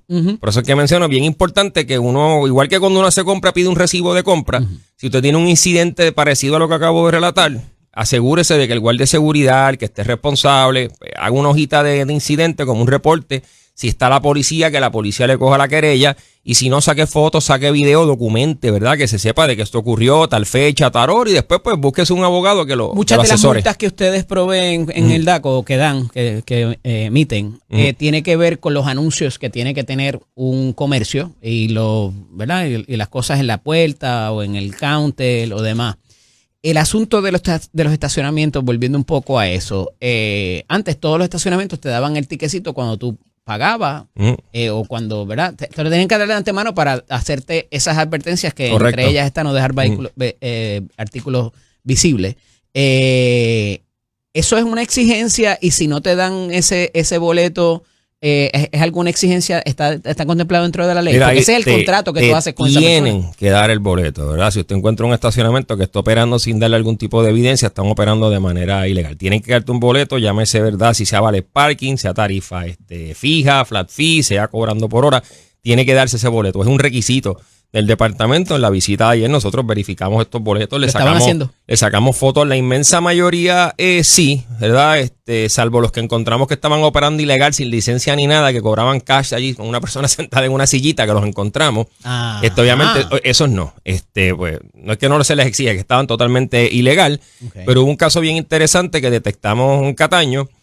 Una persona que estaba operando un estacionamiento nuevecito, ¿verdad? La planta física, embreado, líneas pintadas, cámaras de seguridad, portón, gate, empleado, un boleto, tenía hasta el boletito, no tenía licencia, ¿verdad? El boleto no estaba en cumplimiento con las cosas que nosotros exigimos. O sea que esto era un caso como que estaba a medias, ¿verdad? Tenía todos los requisitos para sacar la licencia, pero por desconocimiento no lo había hecho. En este tipo de casos, pues nosotros pues vamos a ponerle una multa, pero de la manera que trabajamos esto, yo te impongo la multa. Pero sabes que tienes la oportunidad de ponerte en cumplimiento rápido, ¿verdad? Sacar la licencia, ponerte en cumplimiento. Y entonces hablamos de si podemos llegar a un acuerdo y darte una multa, ¿verdad? Quizás más bajita porque te pusiste en cumplimiento, ¿verdad? Yo creo que en cierta medida hay que premiar esta honestidad de ponerse en cumplimiento de algunos establecimientos. Hay otros que se conocen la ley, son compañías súper organizadas o le pertenecen a una empresa que se dedica más que estacionamiento. Esos no tienen excusa. Porque si tú sabes que tienes licencia, tú debes renovarla, tenerla al día, que el empleado esté uniformado, que tengas el boleto. Con eso no hay paños tibios. Obviamente, pues hay que ser más estricto. Y con los ilegales, anoche encontramos un estacionamiento ilegal operando en Puerta de Tierra. No hicimos más que llegar, vieron a los agentes del DACO, que ahora andan con placas, andan armados y todo, y salieron corriendo. O sea, salieron corriendo y se fueron y estaban cobrando 25 pesos. Estaban hasta en cumplimiento con la orden en cuanto al precio, pero obviamente era una operación completamente ilegal y arrancaron, ¿sabes?, a correr cuando vieron la presencia del DACO. Así que mi llamado a los consumidores, sea cuidadoso y no se estacione en estos lugares donde hay individuos sospechosos, sin uniforme, sin recibo, no vea caseta, no vea licencia, no ve nada, porque en ese caso nadie se hace responsable. Yo creo que la gente lo sabe, deja su carro allí a su suerte, si cuando regrese el carro no está, le robaron el catalítico, lo que fuese, no hay quien le responda. Escuché, ya para concluir, en estos días hablando de los contratistas, el registro de contratistas de DACO y la preferencia de que cuando se contrate a alguien para cualquier trabajo en el hogar, en la residencia, en la industria, esté en el registro. Si no está en el registro ese contratista, ¿ustedes no tienen jurisdicción para...? Tenemos jurisdicción y se expone primero ganado una multa de $5,000 automática. Por no estar en el registro. Por no estar en el registro, la multa es automática, indiferente del resultado que se dé en el caso. Porque es importante el registro de contratistas. Saber dónde lo buscan. Exactamente. Ese es el propósito principal, saber quién es la persona, dónde te busco, dónde te emplazo, dónde te metes, dónde está tu negocio y más importante, tu fianza. Porque se le exige una fianza de X cantidad para que en caso de que baje una resolución a favor del consumidor, tener de dónde cobrar. Y ahí la importancia. Sacar el registro de contratista es un proceso sumamente sencillo, no es costoso y le brinda seguridad al consumidor y también al comerciante, porque pueden pasar un montón de cosas, ¿verdad? No me da tiempo a discutir todos los ejemplos, pero es una protección para ambas partes y mi recomendación a todo el que se dedica a algún tipo de obra de construcción, sea gabinetes, piscinas, puertas, ventanas, plomería, electricidad, todo lo que tenga que ver con arreglar una casa, un comercio, saque el registro de contratista, porque si no lo hace, está en cumplimiento con DACO y con la mera radicación de una querella. Puede ser frívola, puede ser que usted piense que puede ganar la querella, del saque son $5,000 de multa.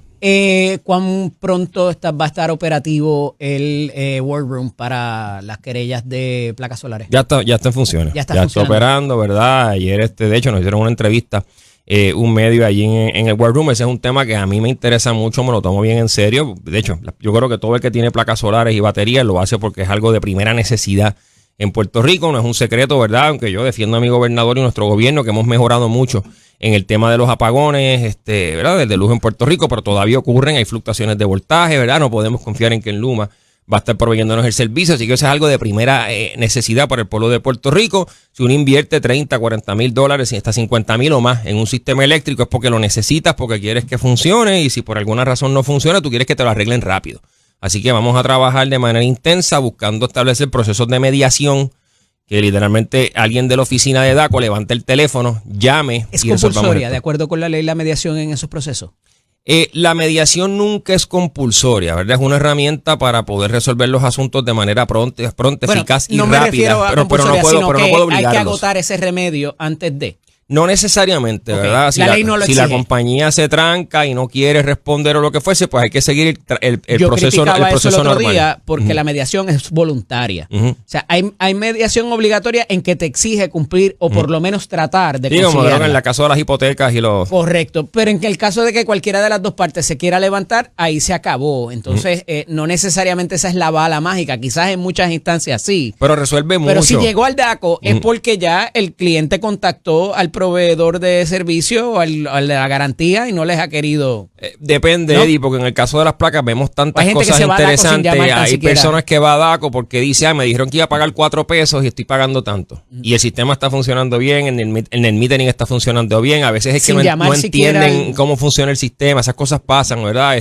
Sin haber tenido un contacto con el... Pasa, ocurre, ¿verdad? Hay consumidores, igual que hay comerciantes creativos, también hay consumidores que se ponen creativos. Ahí va. Hay otros casos que pues se te dañó una placa, se te dañó una batería, la pieza no aparece, tratamos de llamar, ¿verdad? Intervenimos, entonces el que le vende la batería le dice, pues mira, es que la pieza viene de China, viene de no sé de dónde, se tarda, hay que esperar, no es que yo no le quiera responder, y tratamos de mediar. Yo creo que aquí hemos sido bien efectivos en eso, porque el recurso que tenemos en esa oficina, que es el señor Jesús Ramos, le mando saludos, levanta el teléfono rápido, ya tiene un roster de compañías que se dedican a la venta de placas, baterías y demás, llama rápido, ya lo conocen, porque esto no es nuevo, vamos, esto yo lo comencé cuando estuve en DACO en el 2022-23 y fuimos efectivos en aquel entonces.